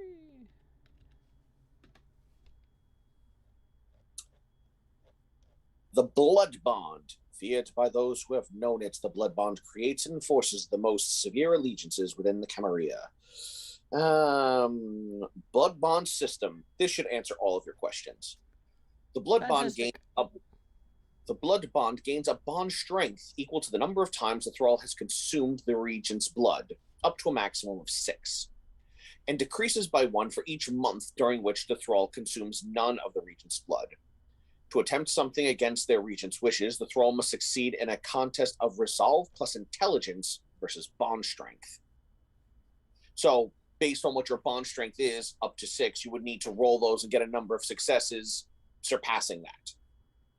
Okay, so if my character was fully blood bonded to her sire, that's over after 6 months? Yeah, pretty much. And he's been missing for 30 years. You are no longer blood bonded to him. Okay, but she's still looking for him, but yeah. If you still care about him and that still matters. It does. It was just, I was curious, like, well, if she's fully blood bonded, yeah, because it was very different in previous editions where she would still be considered blood bonded unless she started to actually work to shuffle. At least it would last more than 30 years. Yeah. So, okay. Yeah, actually, also, because the upside to being fully blood bonded to your sire is that no one else can do it to you. And I'm not sure if that's true either. You can have multiple lower level blood bonds, but the level 3 blood bond is still unique. Mm-hmm. Yeah, much like V20 in 2nd edition. Yeah. Actually, so I'm going to ask a question. Are we presuming that like the we're using V5's stuff, even if we're not using all the advanced history? Are the changes they made for like mechanical things, like which clan flaw, like the clan flaws people have, are those going to be in effect? Like, you know, did Tremere have the old flaw or the new flaw? We're going to keep with the new flaws to make it easy enough so that people can easily just reference them in the book. Yep. In the case of dealing with the Ravnos, I just amend what's happening to them a little bit and saying that, yeah, that's been tracking them down through centuries and not just through space. For those of you that are curious about that, you can download the free V20 companion, which I did not realize actually contained the errata in the back because I was too busy reading the Shemise section over and over and over again, because I love me my Shemise. They're my second favorite after the Tories, mostly because people won't let me play Shemise. You sent them to kill the people that I was infatuated with. I don't know why you're surprised I turned them into a chair. Anyway. I'd let you play one. Thank you. I'll remember that. You have to take over as storyteller. This is why I want, new people and friends meeting and enabling each other. So, in there they discuss a couple of different clans, one of which involves something that a lot of people didn't like for the Ravnos, which is the fact that if the Ravnos do not move over a certain distance over a given period of time, they combust. The explanation for this is that their antediluvian was killed in the older fictions, by a group of mages known as the Technocracy, using a satellite that condensed the power of the sun and was responsible for leveling half of a city. And then in V5, with the murder of the antediluvian in that fashion, basically the sun gun's been chasing down every Ravnos through their blood, and if they don't move within a certain period of time, the sun gun lights up their blood from the inside. Like it actually targets them, or is it like it's a mythic effect? thing? Okay, it's a ripple effect. It's basically. a ripple effect. Yeah. It is a new clan flaw to replace the old, slightly racist clan flaw, which I think we're all happier about. So they got the issue flaw on steroids. Yep. Okay. Could be worse. You could be the Salubri who have the clan flaw tasty. Oh dear. Yeah. If you're the Salubri flaw is their blood is really it's like if you are in a hunger frenzy and you have the chance to drink your Salubri friends, you have a penalty to resist. Oh dear. Feeding. Poor Salubri. Oh, but the Salubri are back as a proper clan. Well, they're a small clan. They're back to. I mean, they're the. I have not read the part of the Sabbat book that says what happened to the Antitribu, but the Salubri as the prime line is still like they're a minor focus. They're in the free companion as opposed to in the main book, but they're still around, and they've definitely got they've sort of like refined what they want the Salubri story to be, which is like the Ravnos kind of on the run. Mm-hmm. Okay, but there's more than 7 of them. Yes, more than 7. Interesting. Which would also make sense if the Sabbat collapsed. Or also is on the run. Yeah. The Sabbat collapsed, the Tremere are fractured, so it's a little easier to be a Salubri these days. Ah! Fuck the Tremere. The Tremere are proper, well, they're not proper fucks, but like one of the big targets of the Second Inquisition was Vienna. Their chantry. Yeah. That was when they knew shit was getting real, and maybe we educated the wrong humans in how to hunt vampires. Whoops. And the Sabbat laughed until they stopped. Slide in for a moment here. Ari, to answer the question that you Texted, yes. That Cool. will actually probably work for you. It makes total sense. And yep, right And I'll back take on it at, topic. yeah, That's I'll take that at 2 because you get 2 dots of flaw no matter what, right? And you know what? That's going to work very much for you because right now they're very dangerous, but they're not aware of you. Yes, Jason, I see the hand raised. Gotcha. I have picked my predator type. Okay. I'm doing something a little. I haven't done this one yet. Okay. I'm going Cleaver, actually. Ooh. Cleaver, you say? I do. What does that do? So, in this case, it's a reference to an old television show called The Beaver. Cleavers feed off members of their mortal family. They nurture their connections to their living descendants. As a member of the Giovanni, I've got ties to them naturally so. I probably have an Addams family. I'm thinking maybe like, if not an Addams family kind of situation, but definitely like a situation where like I live very closely with my mortal kin. And are you Uncle Fester? What's that? Are you Uncle Fester? I hope to think I'm more of a Gomez than an Uncle Fester, but the notion is that I'm going to be sort of like unnaturally close to my mortal kin, which is at least under the terms of things, kind of a risk to the masquerade. I've got the dark secret flaw that comes with the Cleaver predator type, but because I'm not a Camarilla member, I'm already kind of an outre person. So that's how I'm going to deal with the Giovanni flaw, which gives you a couple dots in herd. And so I'm going to try and nurture my connections with my family, and that's how I'm going to feed. Yep, that makes sense. And also the Giovanni just in general kept their clan very close and tended to advance within the clan anyway. So they kept the mortal components within close proximity anyhow. Mm-hmm. So that's just keeping in with the lore. So I have no problem with that. Cleaver makes absolute sense. I mean, there are some Giovanni that might frown on you feeding on your kin, but you know. Well, that's why favors are made. That's why secrets are kept. That's interesting because the Giovanni still have the flaw that their bite is incredibly painful instead of awesome? Yes, they do. Which is why I'm taking Cloud Memory, so you don't remember where those bruises came from.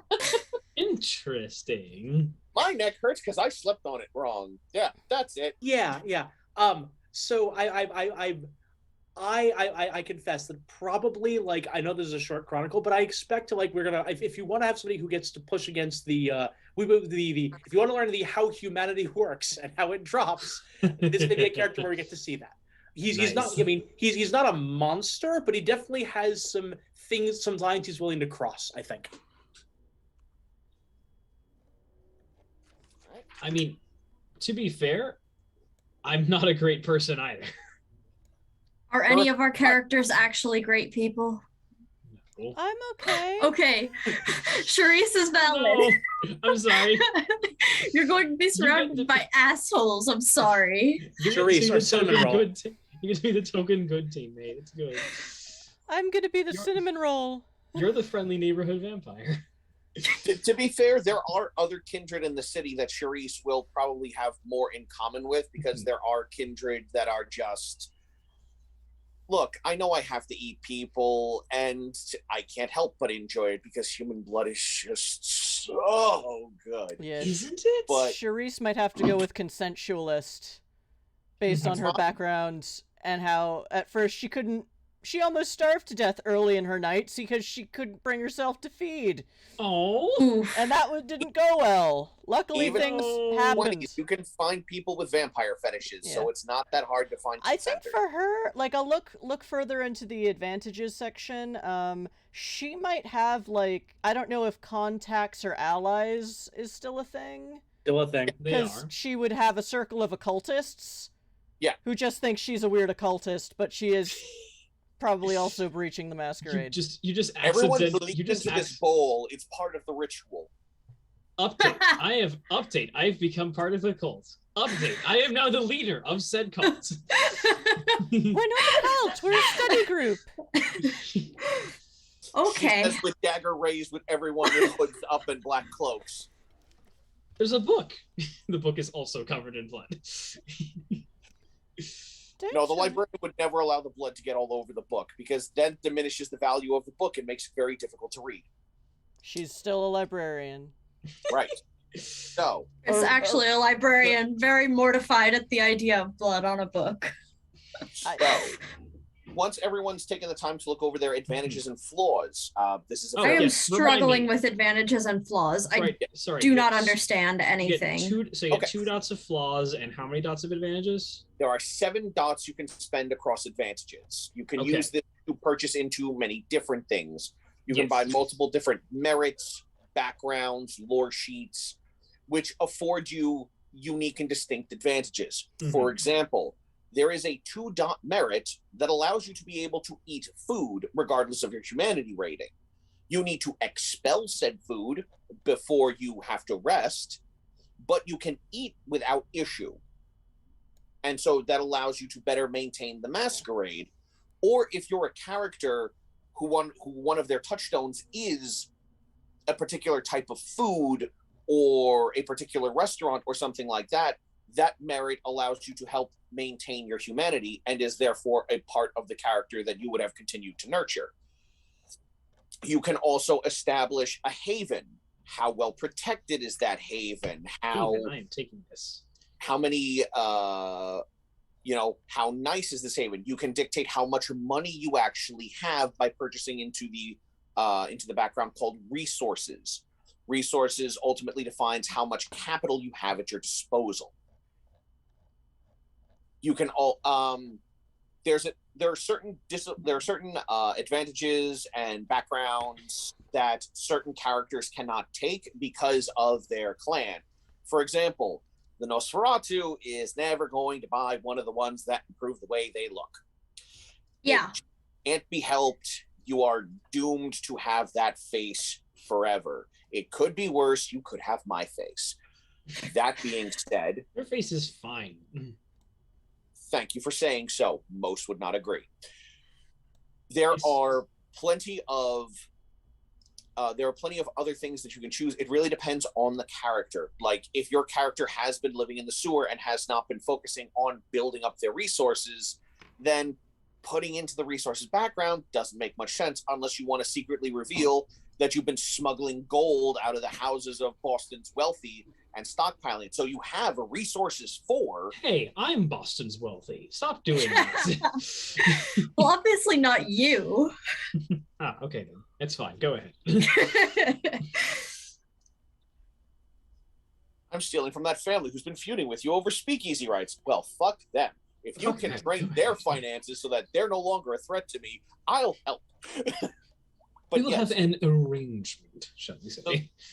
Lore sheets, which was brought up before by Jason, are a special type of advantage that gives you a certain connection and knowledge to certain individuals or aspects of the history of the World of Darkness. Now, some of these character sheets, lore sheets rather, again, assume that it is the modern Knights. It's 2020, 2021, and, certain events have happened and certain characters exist and certain characters are established in certain cities.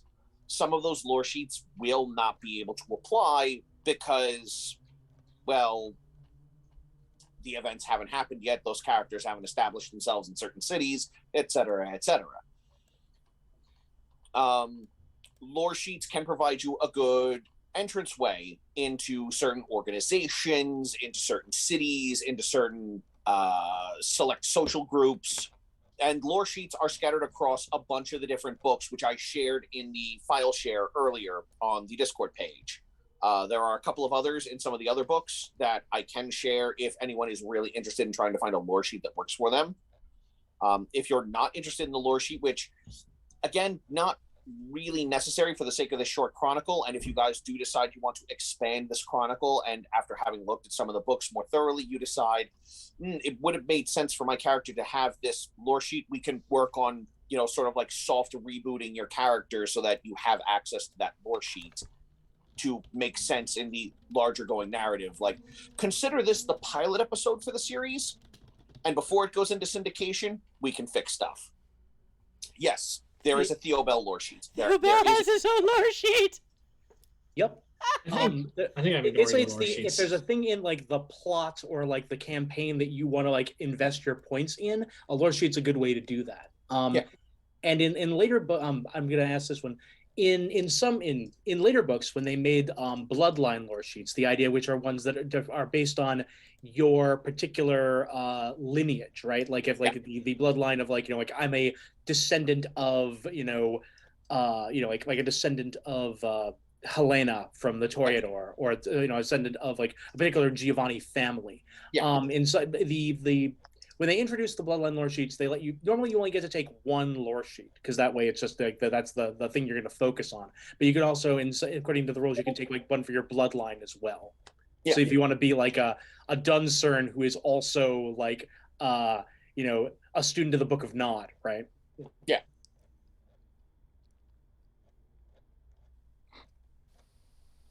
But lore sheets are just another option for you to spend those points on, where again you can also 7 is just so few. 7 is very few, yes, but don't forget you also have 15 points.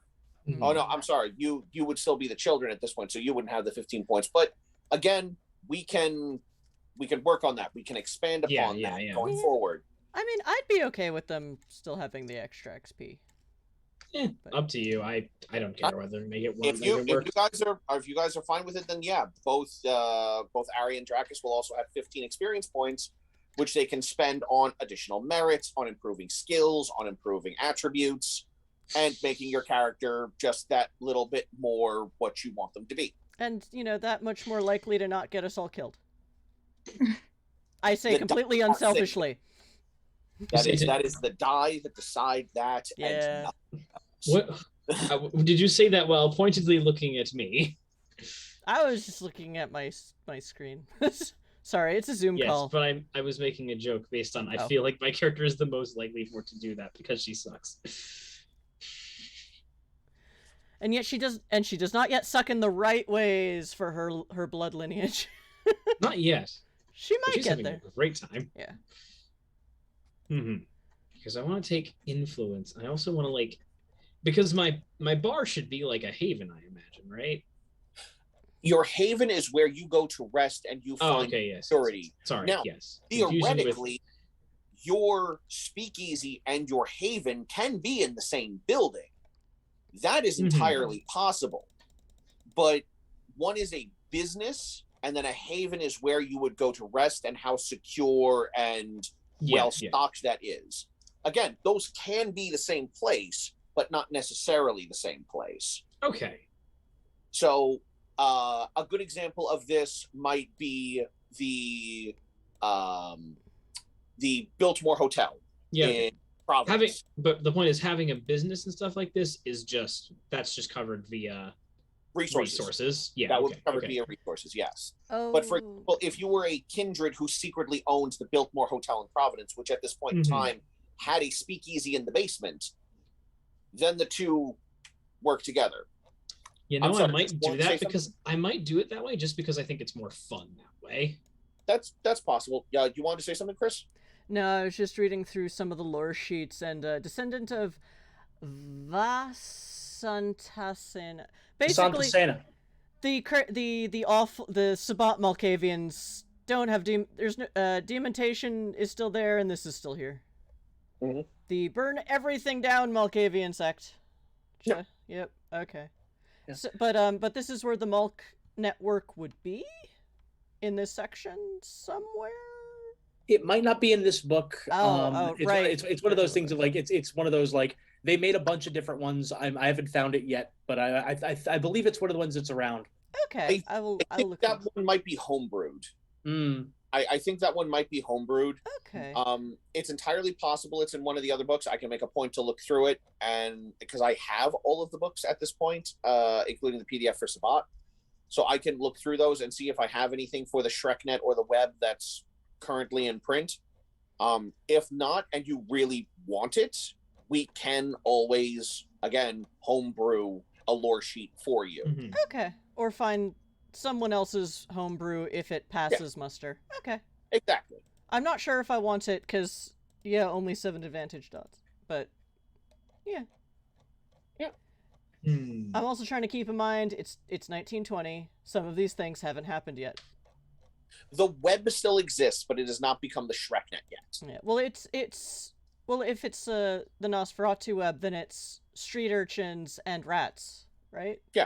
Yeah. Also, I think I know what I'm taking for my last merit. And what is that? Obviously, I have to take Retainerate 2 to have my Ghoul Butler. Because why would I not have a Ghoul Butler? That would be ridiculous. It's a perfectly reasonable answer. Yeah. Yep. No, that makes perfect sense. Mm-hmm. So yeah, I took Retainerate 2, Influence at 1, Resources 3, Haven Location 1, and that's 7. There we go. Also noting that not all of the advantages are clearly marked in dots, like the linguistics merit. Mm-hmm. Yeah, linguistics, for each dot, it offers you another language with which you can read and write. And to be clear, you get 2 to start with, your native tongue and the campaign base. So you don't have to buy English to be if you come from somewhere else. Okay, well, she comes from England, so can I still get 2?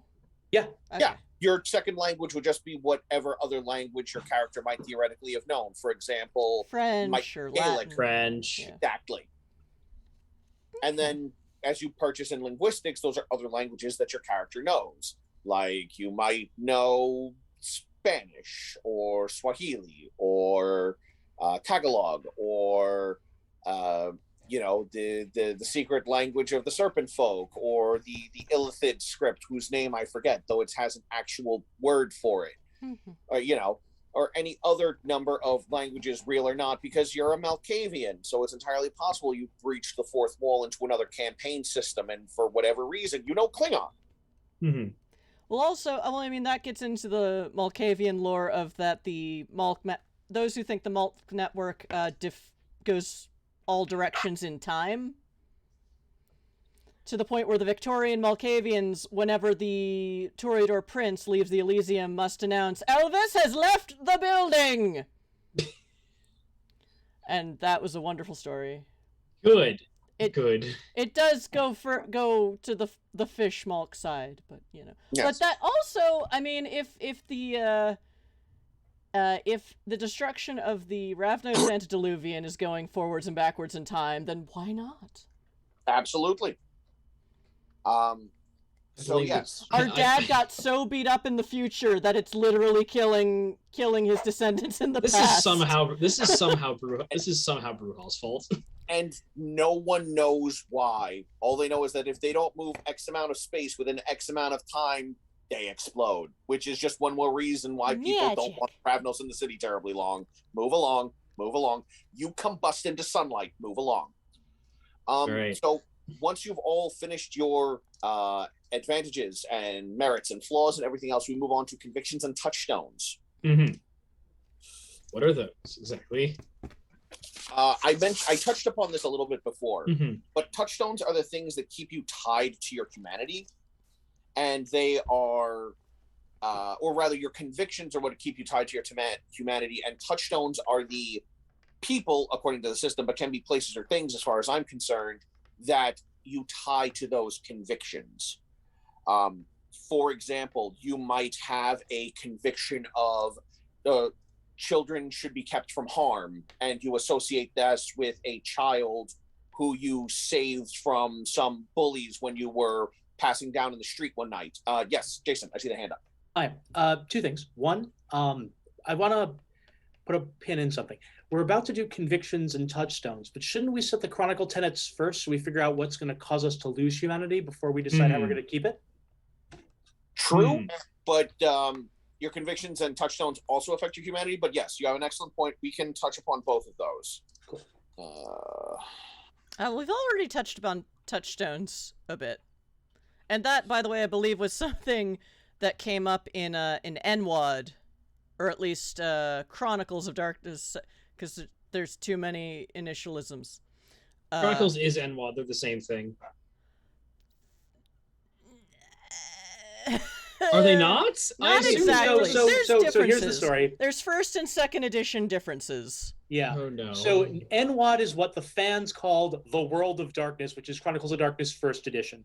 That was always a fan nickname, but just sort of caught on. Then they decided to change the line that they called World of Darkness to Chronicles of Darkness because the people who were making Old World of Darkness started making Old World of Darkness stuff again. So they wanted to make sure those two lines were distinct. So Chronicles is technically second edition afterward, but it's retroactively referred to first. Well, I appreciate the comments. Okay, then. Too many initialisms. Right. So, Chronicle tenets. Moving on to that. But yes. The Chronicle tenets are the sort of things that set the general theme and tone and what you deem as morally appropriate. A couple of examples here are humanist. Thou shalt not kill save in self-defense.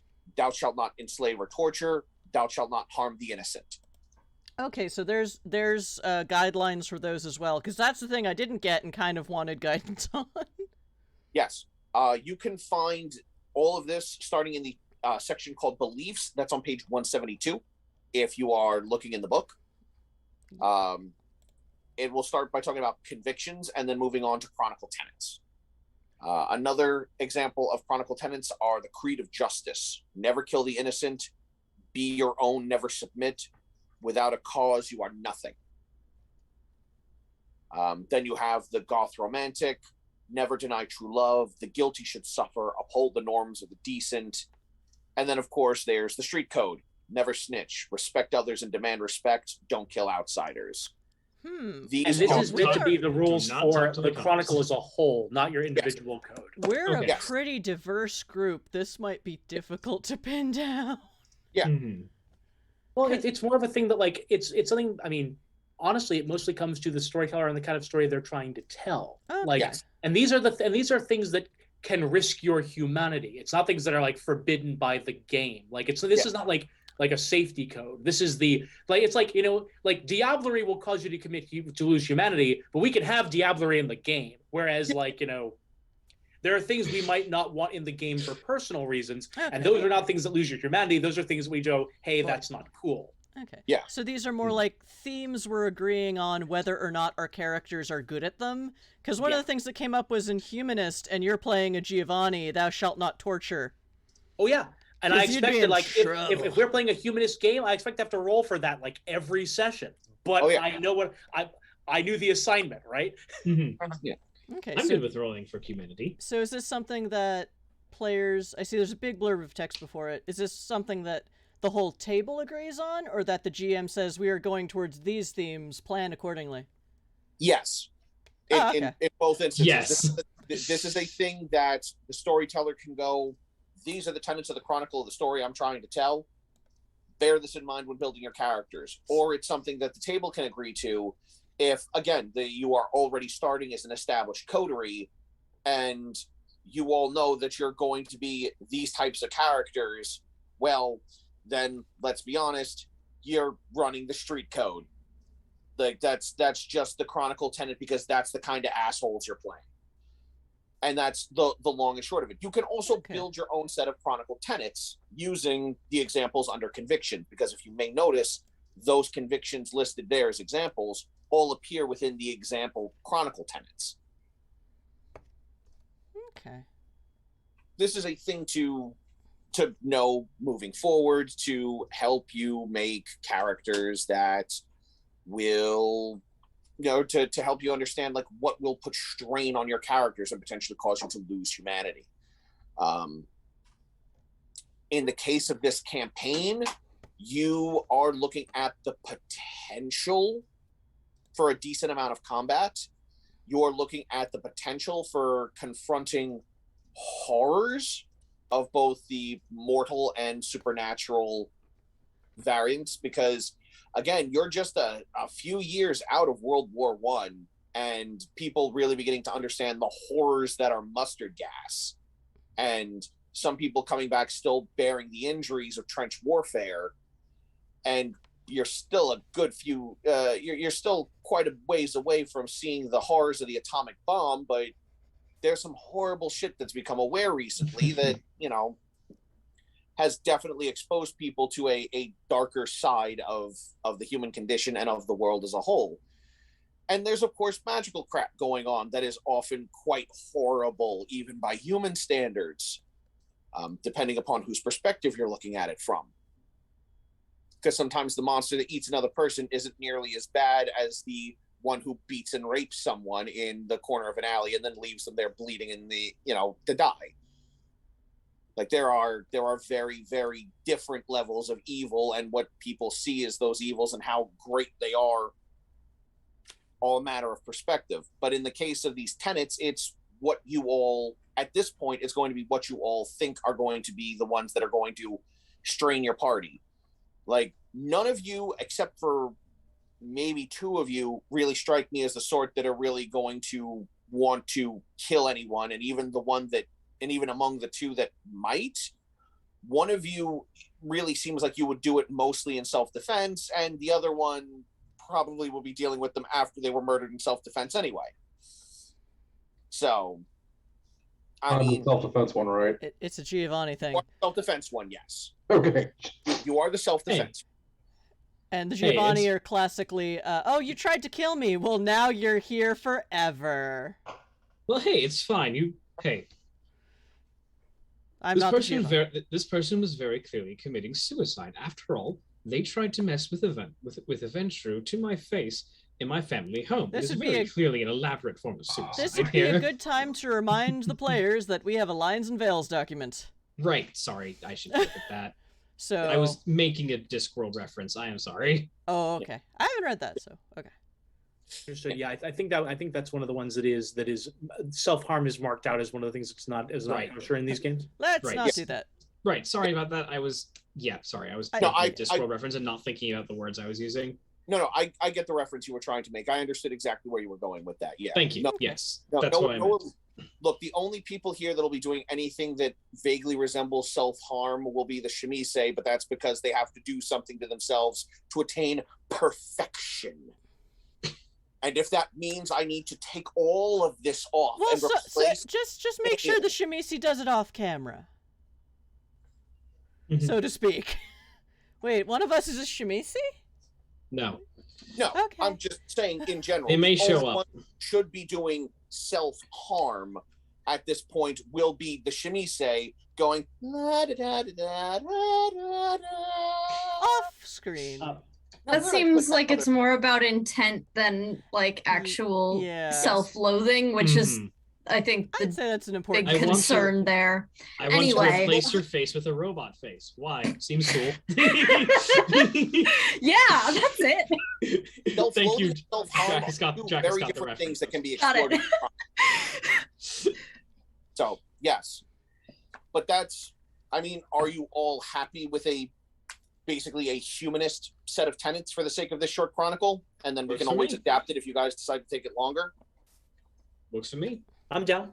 All right. Mm-hmm. Then on your character sheets, either the official ones or the ones you all might be using, there is a section for chronicle tenets. Right here. At which point you can keep track of in a shorthand or in the full type as you like. Thou shalt not kill, save in self-defense. Thou shalt not enslave or torture. Thou shalt not harm the innocent.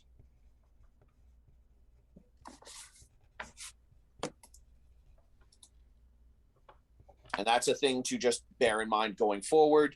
And again, these are tenets of the Chronicle and an assumed morality of the vast majority within the confines of this Chronicle. Not necessarily a morality shared by each of you, but breaching these will put stains on your soul, which can potentially cause you to lose humanity. You can avoid losing humanity if you handle the checks well. And this is where convictions come in. That's where convictions come in. That's correct. Mm-hmm.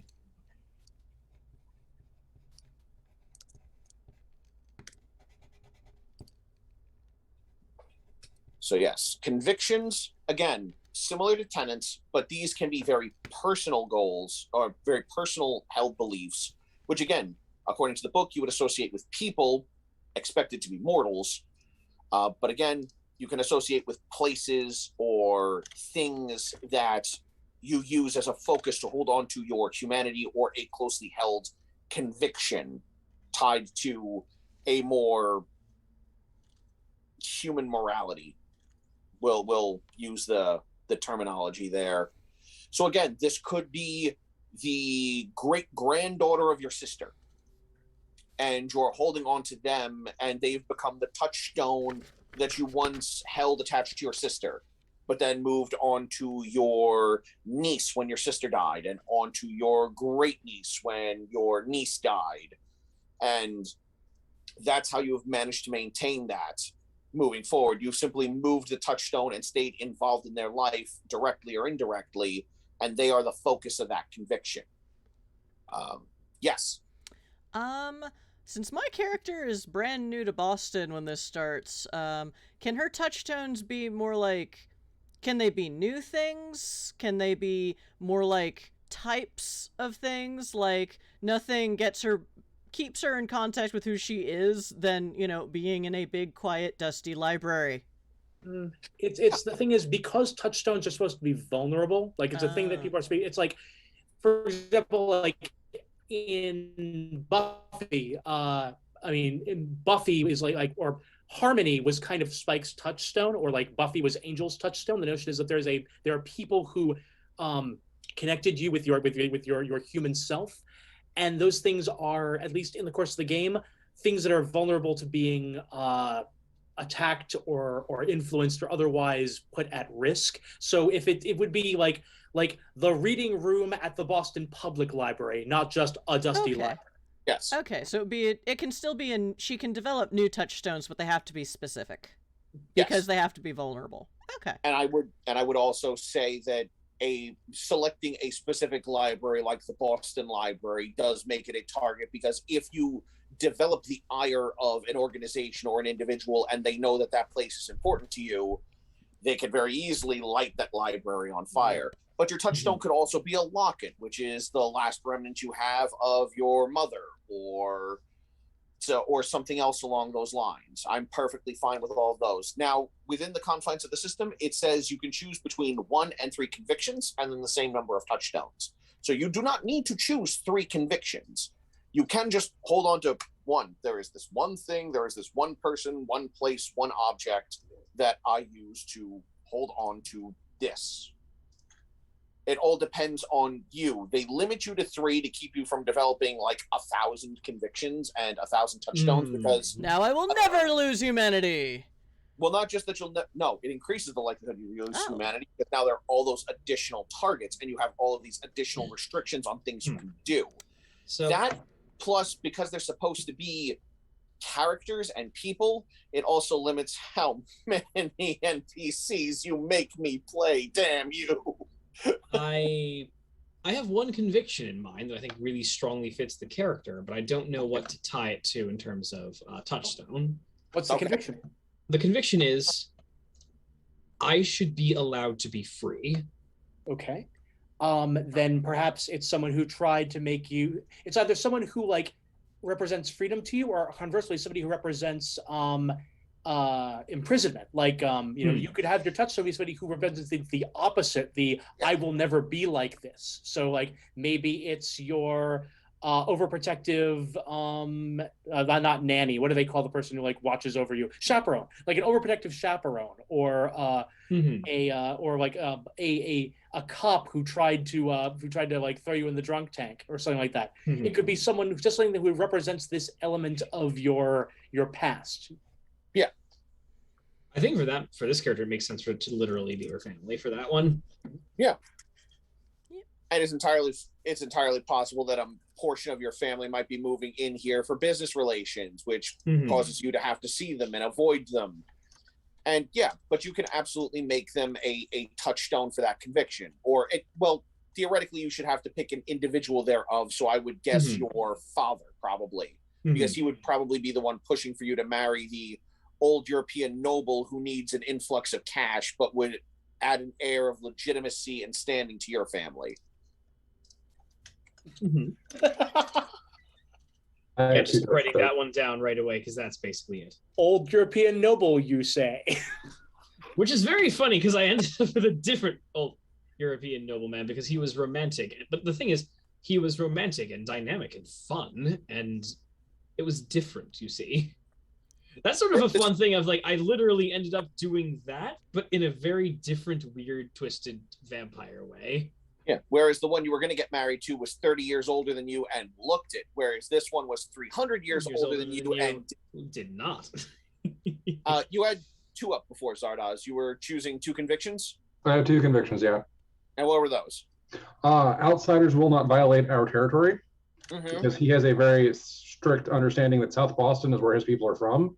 Yep. And he wants to eventually own South Boston. That is Okay. his eventual long-term ambition. That's his territory.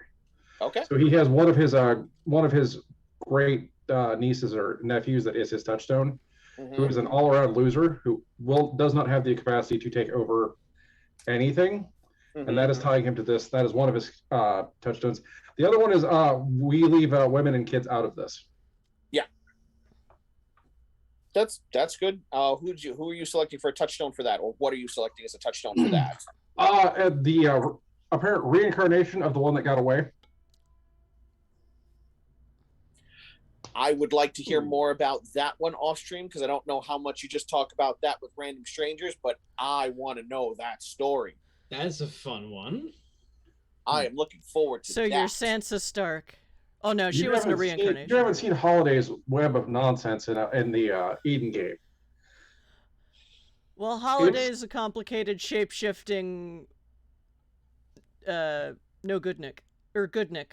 Is it bad that my character only has like 1 conviction and that's basically all it is? Nope. No, it means that you're young. Yeah, she's young, You've only latched onto this one thing, but you have time to grow and develop into other things. You're being a baby. Yeah, and the thing is, you haven't like really pushed against your. I mean, you haven't pushed against your humanity, so you don't have the need to like. You don't need like as many anchors because you haven't like done as much bad shit. Yeah. Yes. I would also like to point out that one possibility, if you guys choose to expand this into a longer going chronicle, is we might move ahead in the timeline a decade or so. So the next time you all slip into these characters, it might no longer be the 1920s, it'll be the 1930s, and we're in the midst of the Great Depression.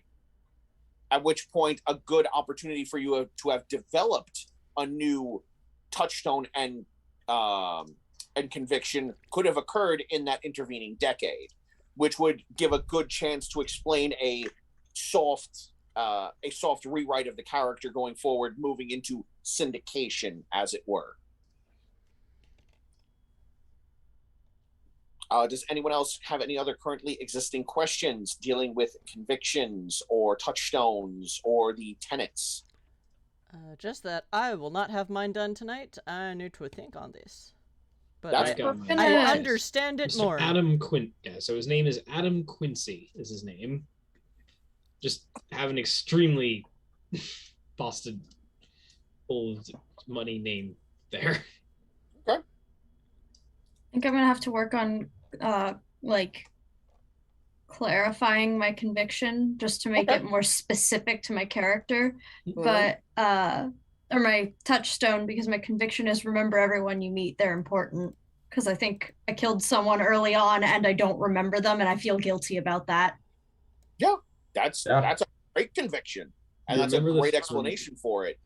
I mean, remembering the faces and names of everyone you kill is a classic trope for this. Honestly, at that point, a thing you could use for a touchstone, again, is not necessarily a person, but it could be a pocket watch that when your head finally cleared, you don't know where you got this pocket watch or locket or ring or whatever it is. And there's initials on the inside and you have no idea who this is, who it belongs to. If it's a locket, there are 2 photos inside. You have no idea who these people are.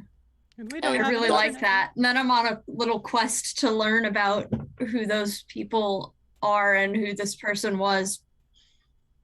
Or might be, you might not have killed them. It might have just been a locket that got knocked loose and fell into your hand while you were passed out in an alley. All right. But this again is why I think you don't need to necessarily have them be people for the sake of a touchstone. And let's be honest, a small piece of jewelry is a thing that can get lost and destroyed over the course of history real friggin'. Yeah.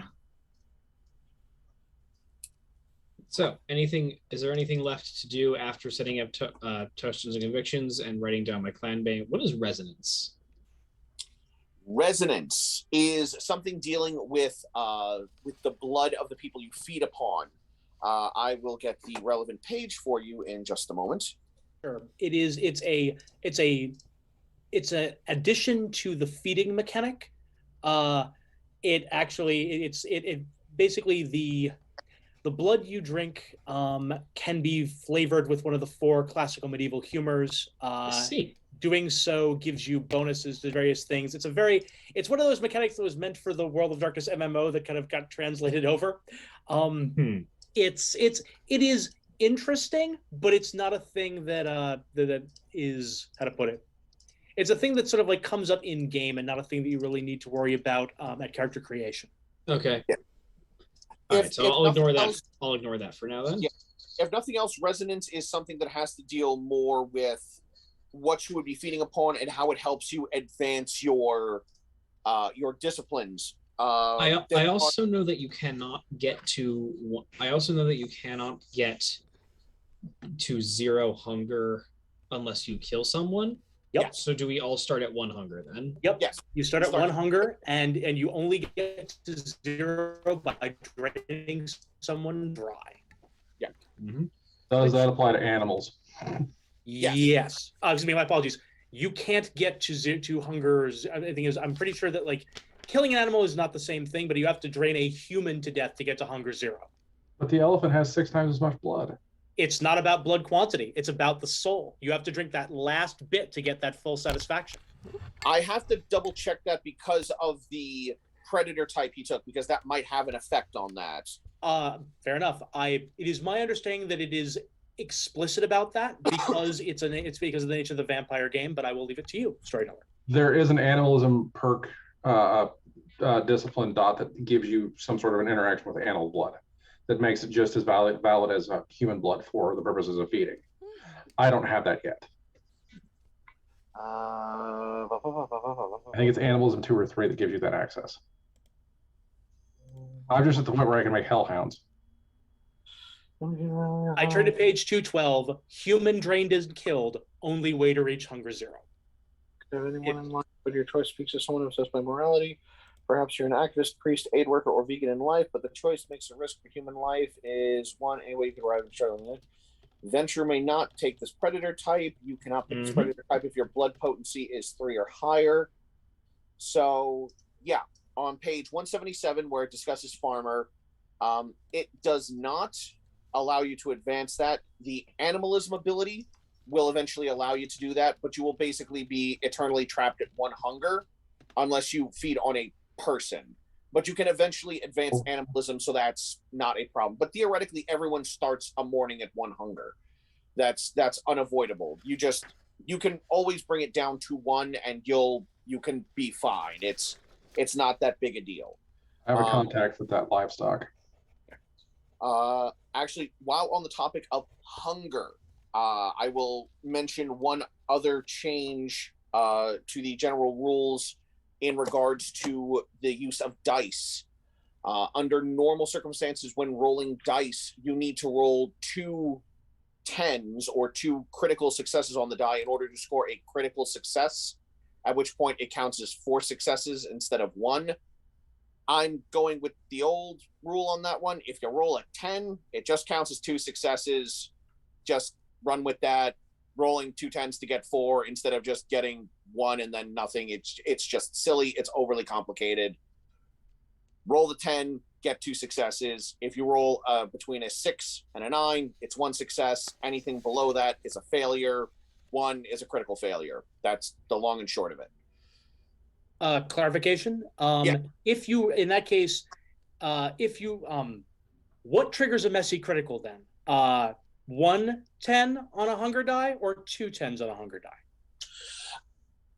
For the sake of keeping you all from messy criticaling too often, you will need 2 critical successes on hunger die. Right, so 2 10s on a hunger die enacts a messy critical. Awesome. Yes, but if you get 1 10 on a hunger die, 1 10 on a regular die, there's the growl. It's very loud. But no, I said back. I said no. Yeah, you're able to knock the beast back. But if you've allowed your hunger to get to the point you have 2 or more dice, and 2 or more of them came up 10s, the beast is going, look, I'm eating. Get out of my fucking way. So yes, when you have your D10s. If you get the official Vampire the Masquerade ones, it's simple. You have 10 black dice, you have 5 red dice. because you will never have more than 5 hunger die. Because once you hit 5 hunger die, you're basically a ravenous NPC, and you're just eating things. Is the long and short of it. Having a bad day. Yes, you're having a very bad day. So yes, just make sure that you have some way to differentiate what is regular dice from hunger dice. You know, you've got sparkly die, and you have plain die, you have translucent die, you have opaque die. Just be able to tell the difference between your standard die pool and your hunger pool, because that is mechanically important. I already needed 2 sets of D10s for Changeling when they introduced Nightmare Dice, so I've got it. Oh yeah, so okay. Even if you're just using the percentile dies, right? You've got the single digit and then the double digit one. You now have a way to tell apart which one's hunger die and which one's not. That's just something you need to do for the mechanics.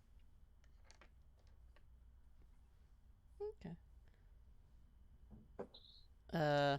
That said, if anyone can find a digital dice roller that can differentiate between 2 types of D10s, please put it on our Discord. Because I don't know that everyone has 20 D10s to work with. Well, you don't need 20 D10s. I would like to. I have 20 D10s. I mean, let's be honest. Most role players will have more than a few D10s lying around, but you only ever need 5 for hunger die, and then you need. Again, you theoretically should be rolling more than 10 die for anything else, because it would be X plus Y to make your die pool. And that, again, everything caps at 5. So it would be resolve plus whatever. Resolve plus science, because you're determined to solve this particular conundrum. And you're trying to brute force the equation. And you'd never be rolling more than 10 of those die, and that's assuming you didn't have any hunger, replacing those die with hunger die. So, yeah. If nothing else, go into your local gaming store and pick up some die. You can get them for pretty cheap, and support your local gaming stores, because they need all the help they can get. Yes, they do. So I guess I'm finished with character creation then. Yep. I am not, but thank you for this session 0, because now I actually understand what's in the book. To a point. To a point. Yeah. I'll print this out and rewrite it as a thing, but yeah, I've got it. That's fine. I hope everyone had at least a little bit of fun. I did. Looked like Zardoz was starting to drift off when I would open my mouth and ramble for too long, but that might also just be the camera. It's the camera. The camera adds the camera adds to exhaustion. The camera adds to exhaustion. That's good. Oh, I spent most of my morning writing a syllabus for a class I'm teaching, so I'm tired anyway. Yeah. So, yes, moving forward now, we will be going through actual gameplay mechanics, starting with session 1, as we all run about and do things. I recommend that you all actually take the time to look over the books before next week, if you have the chance and opportunity, and maybe write yourselves out a quick cheat sheet. Like, in order to attack, I need you to roll this. In order to defend, I need to roll this. Or if nothing else, just for your disciplines. Just so you know, to do this, I need to roll wits plus auspex. I need to roll resolve plus protean. I need to roll strength plus potence. Just so that you'll be able to quickly look down and go, that's what I need to do here. Thank you very much. And that will just help, if nothing else. Writing out that cheat sheet can maybe help you remember those, so that we can kind of keep things moving just a little bit. I'm going to write out a full cheat sheet for myself, so I'm not constantly going back into the book. Just have not had as much time this last week, but I will, because I was working on narrative. So the cheat sheet is now something I will work on otherwise. So yes, again, if you can send me any of that information, you can do it on the Discord, or you can send it to Chris and she can forward it to me. I'm sure she won't read it and get any undue knowledge on your characters. Well, people can, as far as I'm aware, people can private message people directly by just, like, side-clicking. It's just that you can't add people to a group chat unless everyone is friends. Then message me on Discord and give me any information. Give lore. Give me lore. I want the lore. Tell me all about your characters. I want to know all the things, because who knows how this could change the narrative going forward as I go, oh, wow, that would be a much better idea than what I had planned for session 3. We're doing that instead. I do that all the time. Doing that instead. We are dropping that plot line early. I'm aware that you like to use my backstory against me. That's why I gave you a big one. I did not give myself nearly enough backstory, but I have what is needed. Your baby. I will get to backstory when I am not dying from schoolwork. Again, not necessarily a backstory, but just the little things about your characters that maybe you don't want the other players knowing, or they have no reason to know in character. Because this is not shit that comes up in Elysium. I don't mention that I've got an adversary out there who's gunning for me and I'm gunning for him as well. Or, like, I'm going to tell you all that I'm actually a Giovanni who's standing here pretending to be a Ventru because, well, we all know how you Camarilla feel about the Giovanni and our tendency to start raising up your dead cousins. Fadier brings up a very true point to the World of Darkness games. Remember, if you don't give the DM a tragic backstory, he will make one for you. I want the GM to make one for me. It will be a tragic backstory. It'll be a tragic story. It'll be a tragic story. All right. Well, it is almost 11 o'clock, and most of us, I believe, have work tomorrow. I know I do. Yes, I do.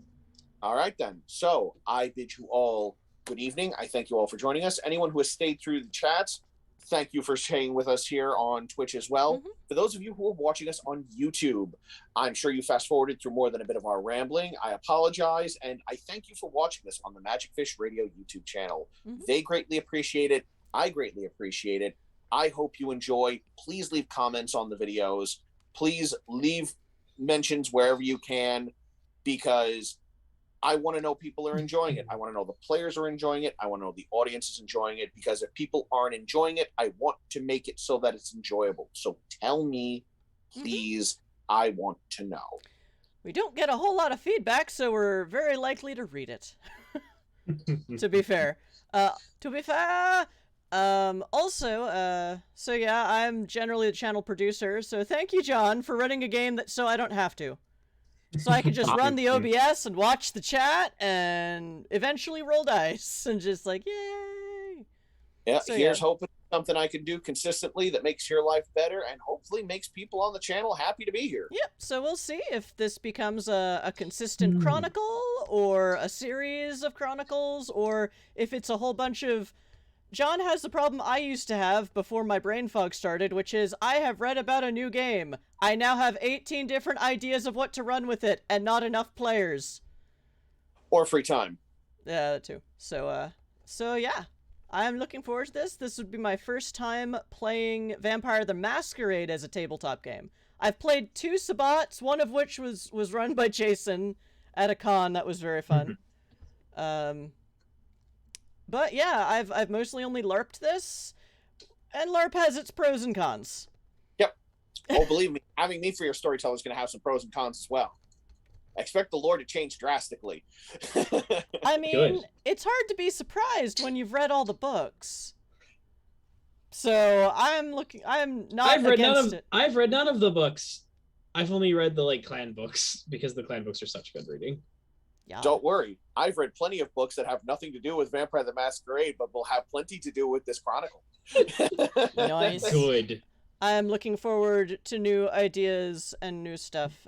So yes, I will do my outro first, or next, and then make other people talk while I look for a raid. I'm Chris. Generally, if you're talking to Magic Fish Radio on social media, you're talking to me. Our Discord, our Twitch, our YouTube channel are all linked on our Twitch page. Come find us. We're pretty chill. I also, hopefully this week we'll finally get Indie Game Night, which is Saturday nights, alternates with NWAD in Space on other Saturday nights. And I often put up, hey, do any new folks want to stream with us on Saturday night for an indie game one-shot? And I put those first on the Discord. So if you're interested in trying this streaming stuff, I look for noobs all the time. Unfortunately, we can't pay anyone. But, if you just want to give it a try, and, you will have a real from being here that you can then show other streams and maybe actually make money. We're here to help. Or you can share this with friends and family and maybe force them to sit down and watch it so that enough people view here that Chris can get paid so the rest of us can get paid, because I'd rather not sell alcohol. I mean, ultimately, yes, if you could make us all Twitch millionaires, that would be awesome. Also, I have tried at least 2 or 3 times to run charity through this stream and failed miserably. But I'll go for comfortable, not millionaire, but I'll take millionaire if you're offering. Comfortable would be nice. Woohoo! Thousandaires. Okay, so that's me, and I guess you'll meet my very odd character next week, who I guess might be the cinnamon roll of the party. I don't know, which would be ironic, and yeah, you'll see. Is she not usually the cinnamon roll of the party? You'll see. You'll see. And I apologize in advance for my shitty accent, but I'm not Matthew Mercer, so you're gonna have to deal with it. No one's Matthew Mercer. Even Matt Mercer isn't Matt Mercer, I'm starting to wonder. No, I don't actually watch Crit Roll, but I don't know. Look, Matt Mercer is really just 3 kobolds with a magnificent wig. I understand. Don't tell him we said I that! prefer Anthony. We'll be run off of Twitch. I prefer Anthony Birch. Alright, so yeah, let's go clockwise this time. Oh, you just muted. Jason, is there anything else you would like to promote while you are live on the internet? Absolutely. I'm pretty much Jadask, Jadasc everywhere. I am an editor and a proofreader looking for new opportunities now that my long-term gig has ended. I also want to do more of this running stuff on the internet things, so keep an eye out for future projects. And yeah, that's me. Awesome. Part 3. And I mean, there may be opportunities to run game here. No offense, John, but sometime John might need a break. Or I'll be away on vacation. Or we'll be inundated with kittes. Who is Cat? This is Jetson. Oh, this is Jetson. That one's Jetson. He who hijacks all the D&D games because he wants to eat a half hour earlier than his siblings. Sorry, but I'm not bitter. He'll never be able to grow his other foreleg back if he doesn't eat enough. Oh, he's a tripod? I forgot he is a tripod. Oh, my handsome boy Jetson. He got a nasty infection when he was living on the street. And then when we took him in, he'd already been missing one of his legs. And he uses that as an excuse for why we have to feed him whenever he mows. Isn't that right, Jetson? Okay, I found someone to raid. So, Ari, is there anything you would like to promote? I know you're new here.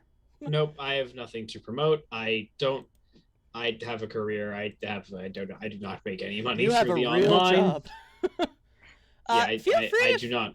I have nothing to promote at this time. If there's another channel you like.